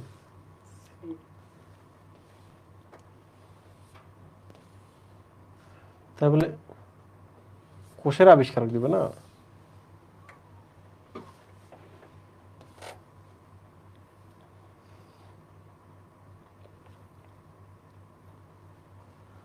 কোষের সংজ্ঞা, কোষের বৈশিষ্ট্য, কোষের প্রকারভেদ, এ তোমরা একটা বই থেকে দেখে নিও। আবুল হাসান স্যারের বইয়ে আছে, পৃষ্ঠাটা এখানে আসেনি। সি বলতেছে রবার্ট হুক। পাশাপাশি কোষ প্রাচীরের সূক্ষ্ম ছিদ্রপথে সাইটোপ্লাজমিক সংযোগ স্থাপিত হয়। দেখো এটা একটা কোষ, এটা একটা কোষ, ঠিক আছে? তো দুইজনের কোষ প্রাচীরের মাঝখানে দেখো এই যে একটা ছিদ্র আছে। তো দিস ইজ সাইটোপ্লাজম।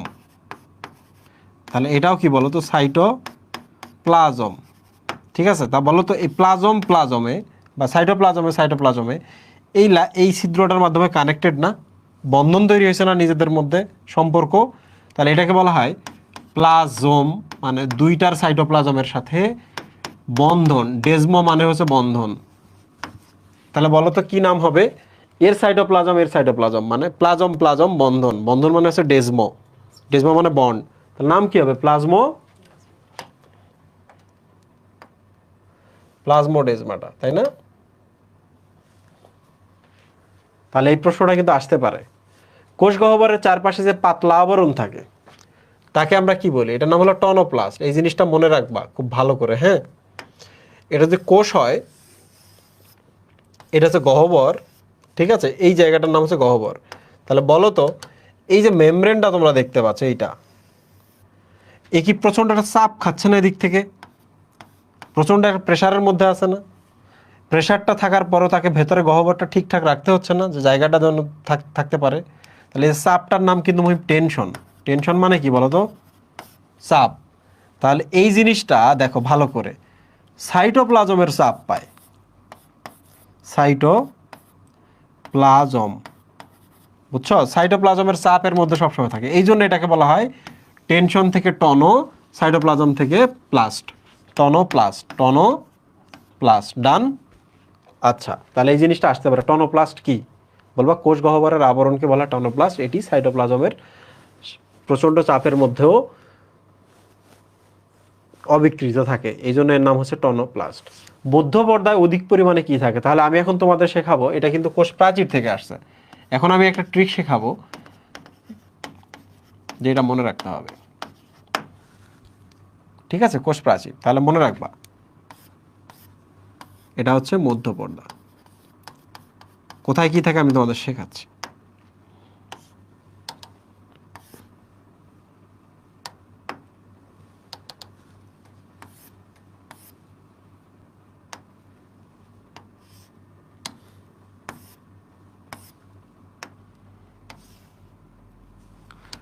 তাহলে বলো তো, এই যে এইটার নাম, এই যে এইটার নাম প্রাইমারি প্রাচীর নাম হয়ে,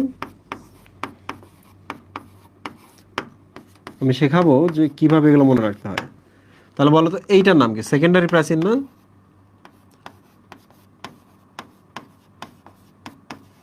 এটার নাম কি মুহিব? দিস ইজ সেকেন্ডারি প্রাচীর। প্রে স্টুডেন্ট এইভাবে মনে রাখবা, সেটা হলো মধ্য পর্দা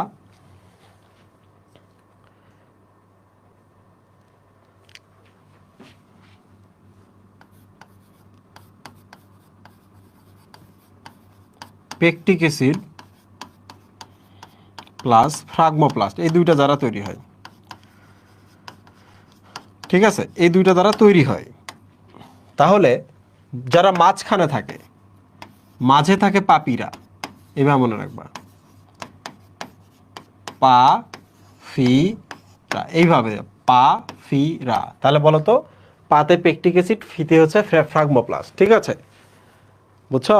দেশের যখন খারাপ অবস্থা বা পৃথিবী যখন খারাপ অবস্থা, যারা মাঝামাঝি থাকে, নিউট্রাল থাকে, তারা সবচেয়ে খারাপ, তারা পাপি। এদিকেও না ওদিকেও না, পৃথিবীর দরকার কি ছিল? মনে রাখবা এটা, মাঝখানে থাকে পাপিরা, পা ফিরা, পাতে পেকটিক অ্যাসিড, ফাতে হচ্ছে ফ্রাগমোপ্লাস্ট। প্রাইমারি প্রাচীর মনে রাখবা, প্রাইমারি প্র্যাকটিস এইভাবে মনে রাখতে হবে, সোহাগ দ্বারা। সোহাগ কিসে পড়ে? প্রাইমারি স্কুলে পড়ে, ঠিক আছে? সোতে হচ্ছে সেলুলোজ, হতে হচ্ছে হেমিসেলুলোজ, গতে হচ্ছে গ্লাইকোপ্রোটিন। মনে রাখবা প্রাইমারি যেটা, প্রাইমারিতে সোহাগ, সেলুলোজ, হেমিসেলুলোজ, গ্লাইকোপ্রোটিন, ঠিক আছে মুহিব?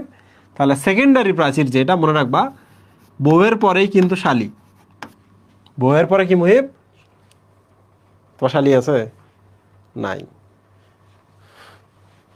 আচ্ছা, সেকেন্ডারি প্রাচীর মনে রাখবা, সেকেন্ড চয়েস হচ্ছে শালি, মানে শ্বশুর বাড়িতে আর কি, আগে বউ তারপর শালি। তো সাথে হচ্ছে সেলুলোজ, লিতে হচ্ছে লিগনিন, সেলুলোজ, লিতে লিগনিন, মনে থাকবে? মাঝখানে মধ্যপর্দা পাফি, পেকটিক অ্যাসিড, ফ্রাগমোপ্লাস্ট। প্রাইমারিতে পড়ে সোহাগ, cellulose, hemicellulose, glycoprotein. Secondary, second মানে হচ্ছে শালি, সাথে সেলুলোজ, লিতে লিগনিন। এই মনে থাকবে? প্লাজমা মেমব্রেনের খাস সৃষ্টির জন্য দায়ী কোনটি মুহিব, বুঝছো? অ্যাক্টিন এবং মায়োসিন। দেখো এইরকম থাকে, খাস যাই সৃষ্টি করো না কেন, এইটাকে কিন্তু আবার আগের অবস্থায় ফিরিয়ে আনতে হবে। তাহলে কিছু না কিছু তন্তু থাকে যারা সংকোচন প্রসারণশীল, তারা আবার ঠিক হয়ে একটু পরে আবার কিন্তু এরকম করে ফেলতে পারে। তাহলে বলো তো, এখানে কিছু আছে না, তন্তু আছে না এগুলোতে? এই তন্তুগুলো কি সংকোচন প্রসারণশীল না মুহিম? তাহলে আবার তারা মানে ইলাস্টিক আর কি, আগের অবস্থায় ফিরিয়ে আনতে পারে। সো দিস ইজ অ্যাক্টিন এবং মায়োসিন। এম, অ্যাক্টিন মায়োসিন কোনটি ফসফোলিপিডের উদাহরণ?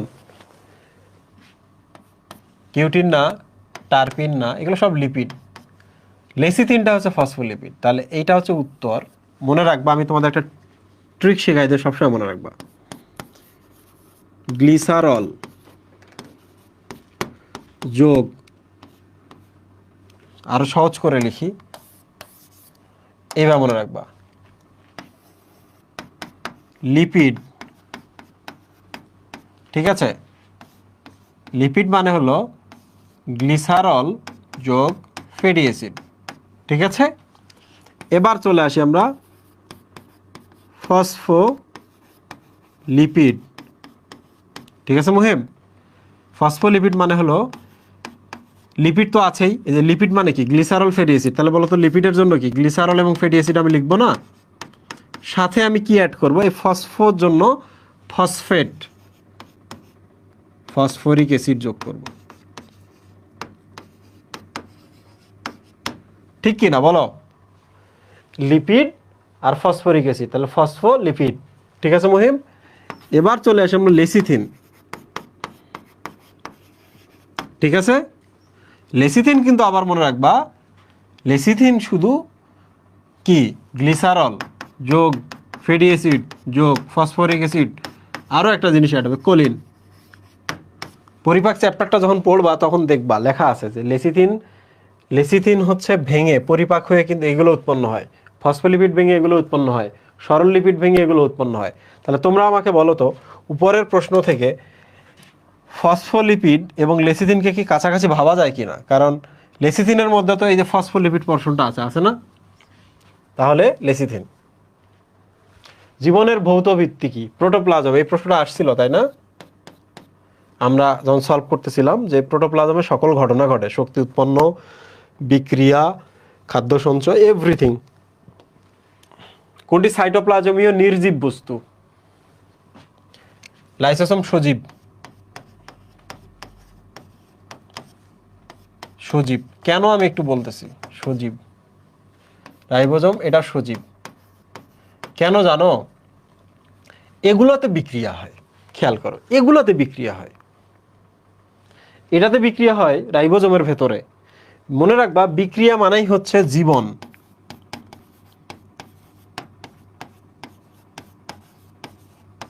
ইমন জুবায়ের বলে একজন হচ্ছে ছিলেন, কবি ছিলেন, উনি সম্ভবত মারা গেছেন। উনি একটা দারুণ কথা বলছিলেন যে জীবন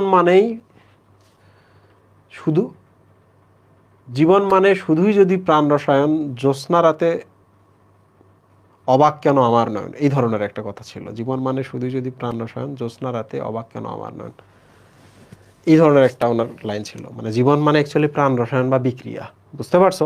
বায়োকেমিস্ট্রি, জীবন মানে হচ্ছে বিক্রিয়া। তাহলে মনে রাখবা, বিক্রিয়া মানে হচ্ছে জীবন। তাহলে বলো তো, জীবন মানে কি সজীব না? তাহলে বিক্রিয়া মানে কি সজীব কি না? তাহলে বলো তো, লাইসোসোমে কি বিক্রিয়া হয় না বিভিন্ন ধরনের? প্লাস্টিডের মধ্যে বিক্রিয়া হয় না? রাইবোজোমের মধ্যে বিক্রিয়া হয় না? হয়। মানে রাইবোজোমের মধ্যে বিক্রিয়ার মাধ্যমে তৈরি হয়, প্রোটিন তৈরি হয়। প্লাস্টিডের মধ্যে বিক্রিয়ার মাধ্যমে ধরা যাক হচ্ছে সালোক সংশ্লেষণের মাধ্যমে খাদ্য উৎপন্ন হয়। লাইসোসোমের মধ্যে বিক্রিয়া হয়, বিক্রিয়া হয়ে গেলে কোষে অটোফেগি হয়। এবার বলো তো, এনজাইম নিজে কি এনজাইমের মধ্যে বিক্রিয়া হয়, না এনজাইম একটা জাস্ট রাসায়নিক পদার্থ, সে বিক্রিয়ায় অংশ নেয়? তাহলে এটা কি মৃত না বলো তো? মৃত কি না? সে বিক্রিয়ায় অংশ নেয়, এর মধ্যে কোনো বিক্রিয়া হয় না, ও বিক্রিয়ায় অংশ নেয়। কোষের প্রোটিন ফ্যাক্টরি কোনটি? রাইবোজোমের একটি উপ একক 30S হলে, যেটা 30 সেটার সাথে আরেকটা বিজোড় যুক্ত হয় 50, যেটা 40 সেটার সাথে আরেকটা জোড় যুক্ত হয় 60। তাহলে বলো তো 30 যুক্ত হলে বিজোড় যেহেতু 50 নাম হয়ে 50। রাইবোজোমের রাসায়নিক উপাদান কোনটি? রাইবোজোমের রাসায়নিক উপাদান, প্রিয় স্টুডেন্ট দেখো, রাইবোজোমে কিন্তু কয়েকটা রাসায়নিক উপাদান আছে, একটু খেয়াল করো। রাইবোজোম নিজে কিন্তু প্রোটিন তৈরি করে, এগুলো হচ্ছে প্রোটিন। ও নিজেই কিন্তু আবার প্রোটিন দ্বারা তৈরি, বুঝছো? লোহা দিয়ে লোহা পেটানোর মতো। ও নিজেই প্রোটিন, আবার প্রোটিন তৈরি করে। এর মধ্যে আবার আরএনএ আছে, এই আরএনএর নাম হচ্ছে আরআরএনএ। ঠিক আছে, তাহলে বলো তো রাইবোজোম অ্যাকচুয়ালি কি কি দ্বারা তৈরি? আরএনএ দ্বারা তৈরি। কোথাও আর প্রোটিন লেখা আছে? নাই। এইটা প্রোটিন। বলো তো এই রাইবোজোমের আরএনএটার নাম কি? Actually rRNA. ঠিক আছে, ডান। কোনটি কোষের প্রোটিন ফ্যাক্টরি? প্রোটিন সংশ্লেষণ করে কোনটি? একই প্রশ্ন বারবার কি দরকার ছিল? উদ্ভিদ কোষের কার্বোহাইড্রেট ফ্যাক্টরি কোনটি? এটাই তো সমস্যা হয়ে গেল মুহেব, কারণ কার্বোহাইড্রেট ফ্যাক্টরি গোলজি বডি। এটা হচ্ছে প্রোটিন, এটা হচ্ছে কি শক্তি ফ্যাক্টরি, শক্তি পাওয়ার হাউস। এটা হচ্ছে প্রোটিন ফ্যাক্টরি। আচ্ছা, গোলজি বডি কেন কার্বোহাইড্রেট ফ্যাক্টরি আমি তোমাদের বলি, শোনো। গোলজি বডিতে সরল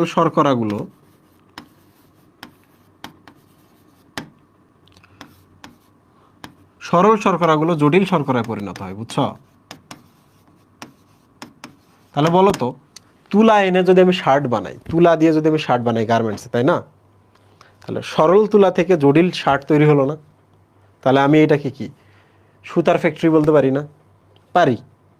তাহলে দেখো বলছে কিন্তু কার্বোহাইড্রেট ফ্যাক্টরি, এর কারণ হলো ছোট ছোট যে শর্করাগুলো গোলজি বডিতে গিয়ে বড় বড় শর্করায় পরিণত হয়। ঠিক আছে, এই জন্য শর্করা ফ্যাক্টরি। চিত্রের ডি চিহ্নিত অংশের নাম কি? ছবি নাই, যে কারণে আমরা এটা দিতে পারলাম না। নিচের কোন অঙ্গাণুতে অটোলাইসিস ঘটে? অটোলাইসিস, অটোফেগি সবসময় লাইসোসোম। স্ট্যাবিলাইজার এবং ল্যাবিলাইজার কোনটির সাথে জড়িত? দেখো প্রিয় স্টুডেন্ট, এটা কি বলতো? লাইসোসোম, তাই না? দুইটা জিনিস খেয়াল করো, এইটাকে সবসময় তোমাকে স্টেবল করে রাখতে হবে, স্থায়ী যেন থাকে, যেন ছিঁড়ে না যায়, ভেঙে না যায়, তাহলে কোষ মারা যাবে। আবার প্রয়োজনের সময় এটাকে ভেঙে দিতে হবে, তাহলে যারা ল্যাবেলাইজ করে দিতে হবে। ল্যাবেলাইজ মানে ভঙ্গুর। ঠিক আছে, লাইসোসোমের মেমব্রেনটাকে তোমাকে সবসময় স্টেবল করে রাখতে হবে, প্রয়োজনের সময় আবার ভেঙে দিতে হবে। তাহলে এই মেমব্রেনটাতে দুই ধরনের জিনিস থাকে না, একটা হচ্ছে করে কি জিনিসটাকে স্টেবিলিটি দেয়, আর একটা করে কি ওটাকে ল্যাবাইল করে ফেলে, দরকার সময় ভেঙে ফেলে। সো বলো তো এখানে কি এগুলোতে কি স্টেবিলাইজার এবং ল্যাবেলাইজার আছে কি না? আছে, কাজ করে। So lysosome. কোন অঙ্গাণুটির মধ্যে অটোফেগি হয়? আরে লাইসোসোম। একই প্রশ্ন বারবার আসে। এন্ডোপ্লাজমিক রেটিকুলামের গায়ে দানাদার বস্তু কোনটি? রাইবোজোম। Endoplasmic reticulum, ribosome. নিচের কোনটি মাইটোকন্ড্রিয়ার অন্য নাম নয়? ওরে বাপ রে বাপ, খাইছে তো। কোনটি মাইটোকন্ড্রিয়ার অন্য নাম নয়? আচ্ছা আমরা একটু দেখি এইটা তালাশে আছে কিনা, এটা তো আমি নিজেও জানি না। মোহেব, মোহেব, এত কঠিন প্রশ্ন দরকার ছিল? কি কি অপশন ছিল বলো তো? ফিলা দেই আসে কিনা দেখি। ফিলা,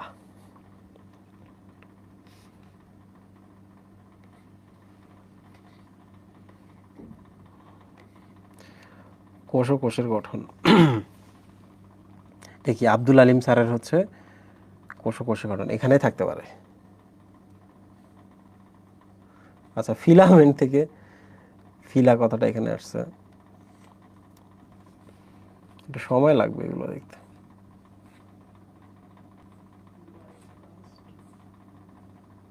আচ্ছা অন্যগুলো দিলে তো চলে আসবে, বলো তো কি? বায়োপ্লাস্ট।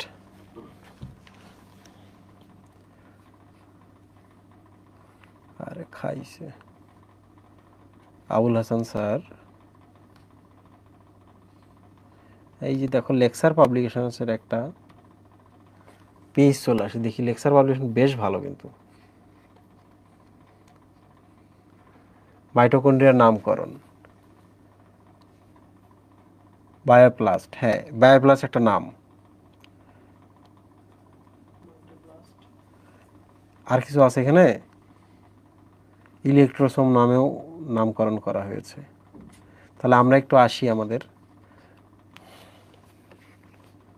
তাহলে বায়োপ্লাস্ট নামটা মাইটোকন্ড্রিয়ার নাম, তাই তাই তো মুহিব, ঠিক কিনা? ঠিক কিনা? এটা একটা। তাহলে আমি কাজ করি, নাম কোনগুলা এটা আমরা লেকচার পাবলিকেশনস থেকে পেলাম। আর কি কি আছে আমরা দেখি, মাইটোপ্লাস্ট কি আছে।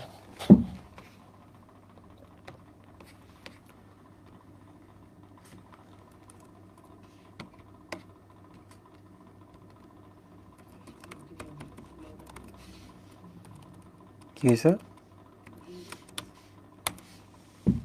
মাইটোপ্লাস্ট, প্রফেসর জয়নাল আবেদিন, পরিবেশ রসায়ন, খাইছে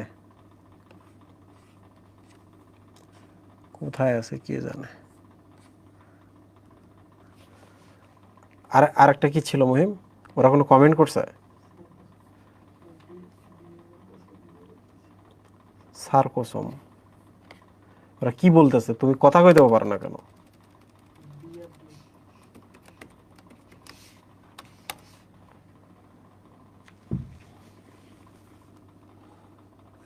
সার্কোসোম আব্দুল আলিম স্যারের বইয়ে মনে হয় আছে।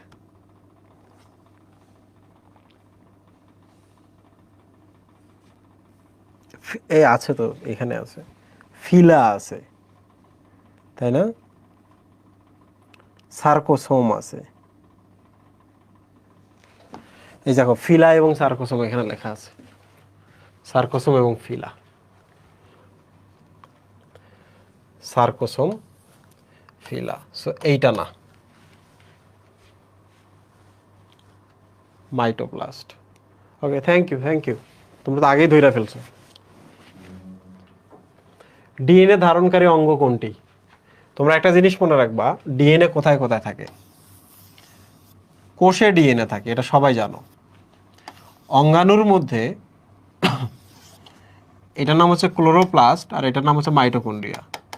মনে রাখবো এই দুইটাই হচ্ছে ব্যাকটেরিয়া। কিরা? ব্যাকটেরিয়া। আর তোমরা জানো ব্যাকটেরিয়া মানেই তাদের বৃত্তাকার ডিএনএ থাকবে, তাহলে এর ডিএনএ থাকবে, এরও ডিএনএ থাকবে, কোষের তো আছেই। তাহলে ক্লোরোপ্লাস্টে থাকবে, কারণ এটা কি ব্যাকটেরিয়া। মাইটোকন্ড্রিয়া থাকবে, কারণ এটা ব্যাকটেরিয়া। রাইবোজোমে কোনো ডিএনএ থাকবে না। রাইবোজোমে কি থাকে বলো তো? আরএনএ থাকে। কোন ধরনের আরএনএ? আরএনএ, তাই না? 1-2 আনসার। কোনটি শক্তি রূপান্তরের অঙ্গাণু? দেখো, আলোক শক্তি এসে রাসায়নিক শক্তি, আলোক শক্তি এসে রাসায়নিক শক্তি হয়ে যায়, রাইট? কোথায় বলো তো? ক্লোরোপ্লাস্টে। নিচের কোনটি ক্লোরোপ্লাস্টের কাজ? খাদ্য সঞ্চয় করার না, ক্লোরোপ্লাস্টের কাজ না, লিউকোপ্লাস্টের কাজ খাদ্য সঞ্চয় করা, খাদ্য প্রস্তুত করা, এটি সঠিক। বীজের বিস্তারে সাহায্য করা। দেখো এই জায়গায় কি করছে, খাদ্য সঞ্চয় করা কিন্তু লিউকোপ্লাস্ট, তাই না? লিউকোপ্লাস্ট। বীজের বিস্তারে কিন্তু ক্রোমোপ্লাস্ট, তাই না? গ্লুকোজকে শ্বেত সারে পরিণত করা, এটাও কিন্তু লিউকোপ্লাস্টের কাজ। সো খাদ্য প্রস্তুত করা এটা, ক্লোরো যেহেতু সবুজ। ক্লামাইডোমোনাসের ক্লোরোপ্লাস্ট কোন ধরনের? আচ্ছা মুহিব, মজা তো এই জায়গায়। আমি এটা কিভাবে মনে রাখতাম জানো? আমাদের মনকে আমরা, আমাদের যে মন, আমরা একটা প্লেটের মধ্যে দিয়ে দিলাম, ঠিক আছে মুহিব? এটা আমাদের হার্ট। তাহলে বলো তো, ক্লামাইডোমোনাস থেকে যদি আমরা কোনো ক্লোরোপ্লাস্টের আকৃতি জানতে চাই, তাহলে এই মন কথাটার দিকে আমরা খেয়াল রাখবো। একটা মন আমরা পেয়ালায় দিব, তাহলে কি হলো মুহিব? পেয়ালা আকৃতি, তাই না মুহিব? ঠিক না? স্পাইরোগাইরার ক্ষেত্রে কিন্তু সর্পিল আকার দেখা যায়, জিগনেমার ক্ষেত্রে তারকাকার। আমি বলি এইভাবে, জাগলে মা রাতে তারা দেখা যাবে আকাশে, বুঝছো? জাগলে মা আকাশে তারা দেখা যাবে। সো জিগনেমার ক্ষেত্রে তারকাকার দেখা যায়। আর স্পাইরোগাইরা নাম শুনে বোঝা যায় যে স্পাইরাল বা সর্পিল আকার থাকে, বুঝছো? আর জালিকাকার সম্ভবত oedogonium, oedogonium. Go for fishing, go for fishing তার মানে জাল, গো ফর ফিশিং, অডাগোনিয়াম। মনে থাকবে? তাহলে পেয়ালা হচ্ছে মন, লিউকোপ্লাস্ট ভূনিম্নস্থ কাণ্ডে অবস্থান করে, আচ্ছা ধরা যেতে পারে। আলোতে সবুজ বর্ণ ধারণ করে, এটাও ধরা যেতে পারে। ক্যারোটিন এবং জ্যান্থোফিল সমৃদ্ধ, না, এটা হচ্ছে ক্রোমোপ্লাস্ট। তাহলে 1-2। কোষের মস্তিষ্ক বলা হয় নিউক্লিয়াস। ধানের ক্রোমোজোম কোন ধরনের তোমরা একটু দেখে নিবা, 12×24, এইটা সম্ভবত ধানের ক্রোমোজোম, তবু তোমরা দেখে নিও। কোনটি পাইরিমিডিন বেজ? এই বলো, এই প্রশ্নের উত্তর দিতে পারো কিনা। পিউরিন অ্যান্ড পাইরিমিডিন,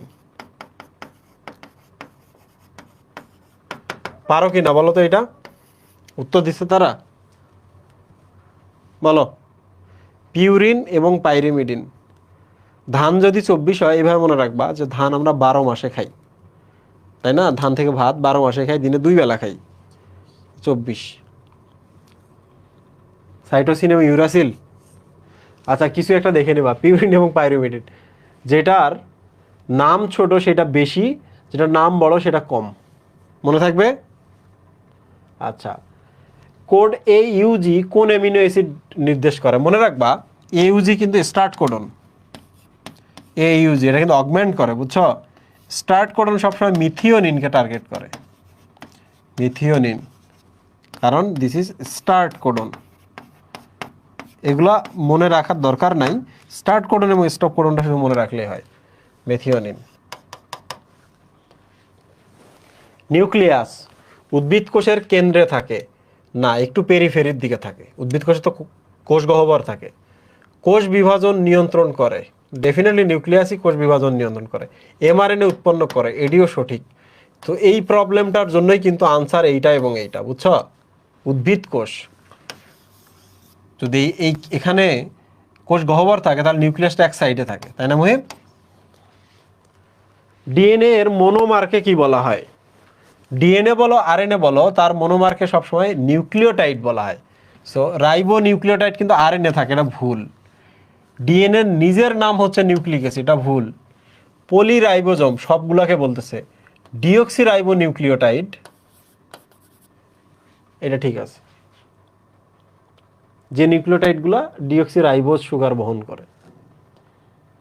কোনটি মাস্টার মলিকিউল? Definitely DNA. মনে রাখবা মাস্টার মানে হলো প্রভু, প্রভু মানে যে নির্দেশ পাঠায়, নির্দেশনা পাঠায় এবং ওই নির্দেশনা অনুযায়ী কাজ হয়। তাহলে বলো তো ডিএনএ কি mRNAর মাধ্যমে নির্দেশ পাঠায় না? আর mRNA কি প্রোটিন তৈরির মাধ্যমে এই প্রোটিনকে দিয়ে কাজ করিয়ে নেয় না? তাহলে এখানে মাস্টার বা প্রভুই সে, বার্তাবাহক সে, আর প্রোটিনটা হচ্ছে কর্মী, কাজ করে। তাহলে ডিএনএ। কোনটি জীবের বংশগতীয় পদার্থ? ডিএনএ এর কাজ হলো বংশগতির আণবিক ভিত্তি, দিলাম। ডিএনএ একটা অণু, তো এটা একটা রাসায়নিক অণু, এই জন্য আণবিক ভিত্তি বলে। জীবের সকল বৈশিষ্ট্য নিয়ন্ত্রণ করে, এটিও সঠিক। জৈবিক সংকেত প্রেরণ, এটিও সঠিক। ডিএনএ কে হাইড্রোলাইসিস করলে কি, আরএনএ কে হাইড্রোলাইসিস করলে কি পাওয়া যায়? ওকে, ভেরি গুড। আরএনএ কে হাইড্রোলাইসিস করলে পাওয়া যায় নাকি পাওয়া যায় না হতো? হিস্টোন পাওয়া যাবে না, এটা ক্রোমোজোমে পাওয়া যায়।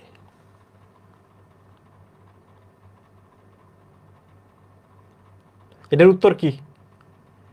ডিঅক্সিরাইবোজ তো না। ইউরাসিল, থাইমিন, থাইমিন না, থাইমিন তো ডিএনএতে থাকে, তাই না? টি থাকে ডিএনএতে, এইটা সঠিক, ইউরাসিল। টিআরএনএতে কয়টি বেজ নিয়ে একটি অ্যান্টিকোডন? অ্যান্টিকোডনও সবসময় 3টা বেজ নিয়েই তৈরি হয়। এই দেখো, এটি হলো mRNA, বুঝছো? তাহলে এইটা কি কোডন না বলো তো? এটা যদি mRNA হয় তাহলে এই ট্রিপলেটটা কি একটা কোডন না মুহিম? আর এর উপরে থাকে হচ্ছে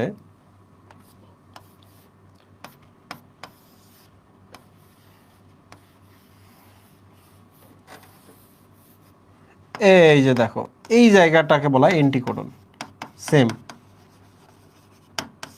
ঠিক আছে? তাহলে দিস ইজ টিআরএনএ, টিআরএনএ এই জায়গাটাকে বলা অ্যান্টিকোডন, 3টাই থাকে।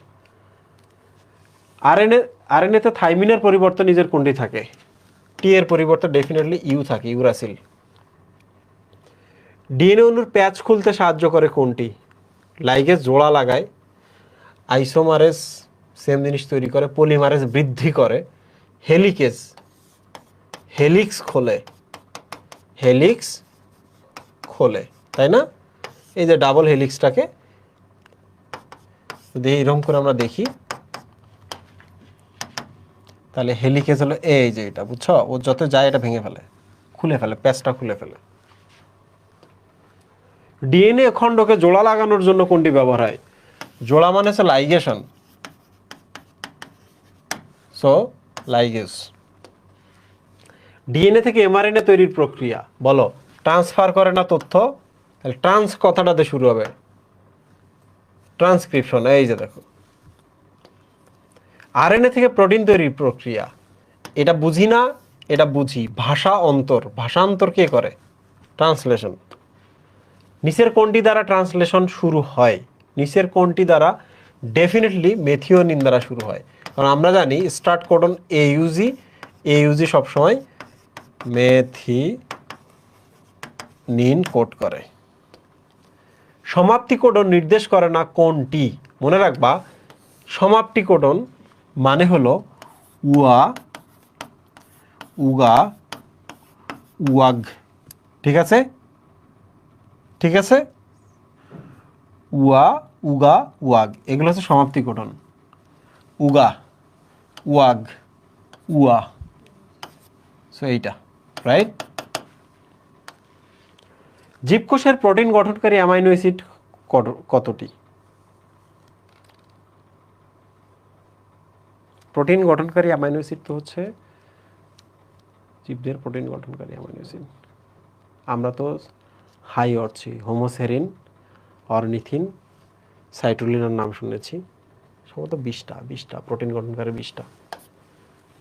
20টা ছাড়া আর কোনো নাম্বার ওই চ্যাপ্টারে বলা নাই, বুঝছো? কোষ রসায়নের প্রশ্ন এটা। নিচের কোনটি সূচনাকারী কোডন?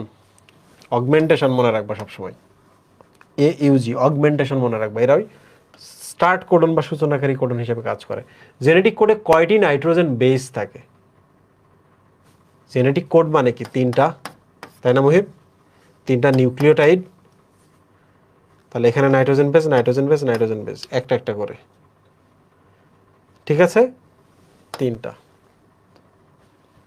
জেনেটিক কোডে কয়টি? সেম প্রশ্ন। আচ্ছা, আজকের এমসিকিউ পুরোটাই সলভ হয়ে গেছে, আশা করছি আর এমসিকিউ নিয়ে কোনো প্রবলেম নাই।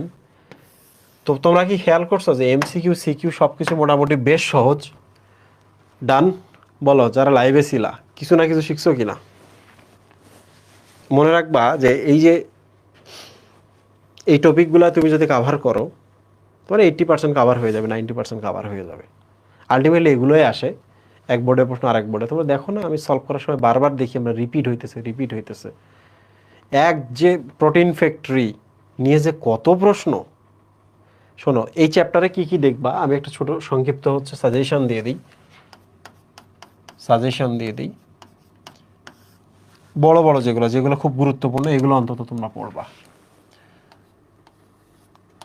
প্রোক্যারিওটিক ভার্সেস ইউক্যারিওটিক, এটা দেখবা। 3 নাম্বার হচ্ছে কোষ প্রাচীর চিত্র দেখবা। কোষ প্রাচীর চিত্রটা পড়বা, প্লাস উপাদানগুলোর নাম মনে রাখবা। উপাদান কোন লেয়ার কোনটা, আমি বললাম না যে শালির কথা, সোহাগের কথা, মুহিম, ওগুলা। 4 নাম্বার হচ্ছে কোষ ঝিল্লি দেখবা। কোষ ঝিল্লি থেকে কয়েকটা জিনিস খেয়াল রাখবা, সেটা হলো চিত্র, এটা তো সবাই পারো। সাথে হচ্ছে একক পর্দা কি জিনিস, একক পর্দা কি, এইটা একটু দেখবা। আর হচ্ছে 3 ধরনের প্রোটিন, এটা একটু দেখবা। 4, এরপর হচ্ছে রাইবোজোমে আসো তুমি। রাইবোজোম থেকে যেটা পড়বা সেটা হলো কেন সর্বজনীন বলে, কেন সর্বজনীন অঙ্গাণু, এইটার দিকে একটু খেয়াল রাখবা। পাশাপাশি কাজ আর কি, এই প্রশ্নটা বারবারই আসে, তাই না? এবং রাইবোজোমের 70H 80H এই জিনিসগুলো একটু দেখবা। তারপর তুমি চলে আসো হচ্ছে এন্ডোপ্লাজমিক রেটিকুলাম। এন্ডোপ্লাজমিক রেটিকুলাম থেকে তেমন কোনো প্রশ্ন আসে না, তারপরেও তুমি smooth endoplasmic reticulum versus rough endoplasmic রেটিকুলামের পার্থক্যটা একটু দেখে নিবা, ঠিক আছে? গোলজি বডি চিত্র, গোলজি বডি চিত্র যেহেতু আসছিল, চিত্রটা তোমাকে পড়তে হবে। পাশাপাশি গোলজি বডির হচ্ছে কাজ পড়তে হবে। কাজ মানে কেন ট্রাফিক পুলিশ বলে, কেন এটাকে শর্করা ফ্যাক্টরি বলে। আমি তো আজকে শর্করা ফ্যাক্টরি কেন বলে বলছি।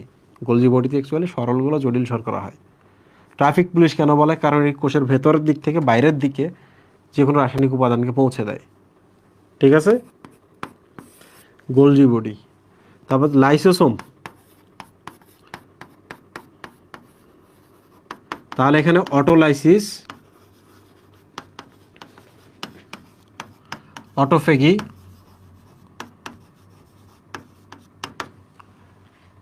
অটোলাইসিস, অটোফেগি, পাশাপাশি হচ্ছে সুইসাইডাল স্কোয়াড,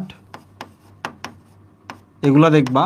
আর ওই যে ল্যাবেলাইজার, এই কথাটা যেহেতু আসছে, ল্যাবেলাইজার, স্ট্যাবিলাইজার কারা, এইটা একটু দেখবা। এখানে কিছু হরমোনের নাম আছে, বুঝছো? এটা একটু দেখবা। তারপর হচ্ছে লাইসোসোম শেষ, মাইটোকন্ড্রিয়া প্লাস হচ্ছে ক্লোরোপ্লাস্ট, চিত্র প্লাস কাজ, চিত্র প্লাস কাজ খুব জরুরি, অনেক জরুরি। তারপর হচ্ছে নিউক্লিয়াস, ওদিকে ক্রোমোজোম, ক্রোমোজোম চিত্র, ক্রোমোজোম এবং ডিএনএ, এই দুটা চিত্র জরুরি এবং তাদের কাজ জরুরি, ঠিক আছে মুহিম? এরপরে তোমরা যাবা হচ্ছে প্রসেসগুলা, রেপ্লিকেশন প্রসেস প্লাস ট্রান্সক্রিপশন, প্রসেসটা খুব জরুরি। প্লাস অ্যাড করে ফেলো যে আমি যদি পড়ালেখা করতে পারি ভালো করে, তাহলে ট্রান্সলেশনটাও আমি ভালো করে বলবো। তারপরে চলে আসি আমরা হচ্ছে কোডন।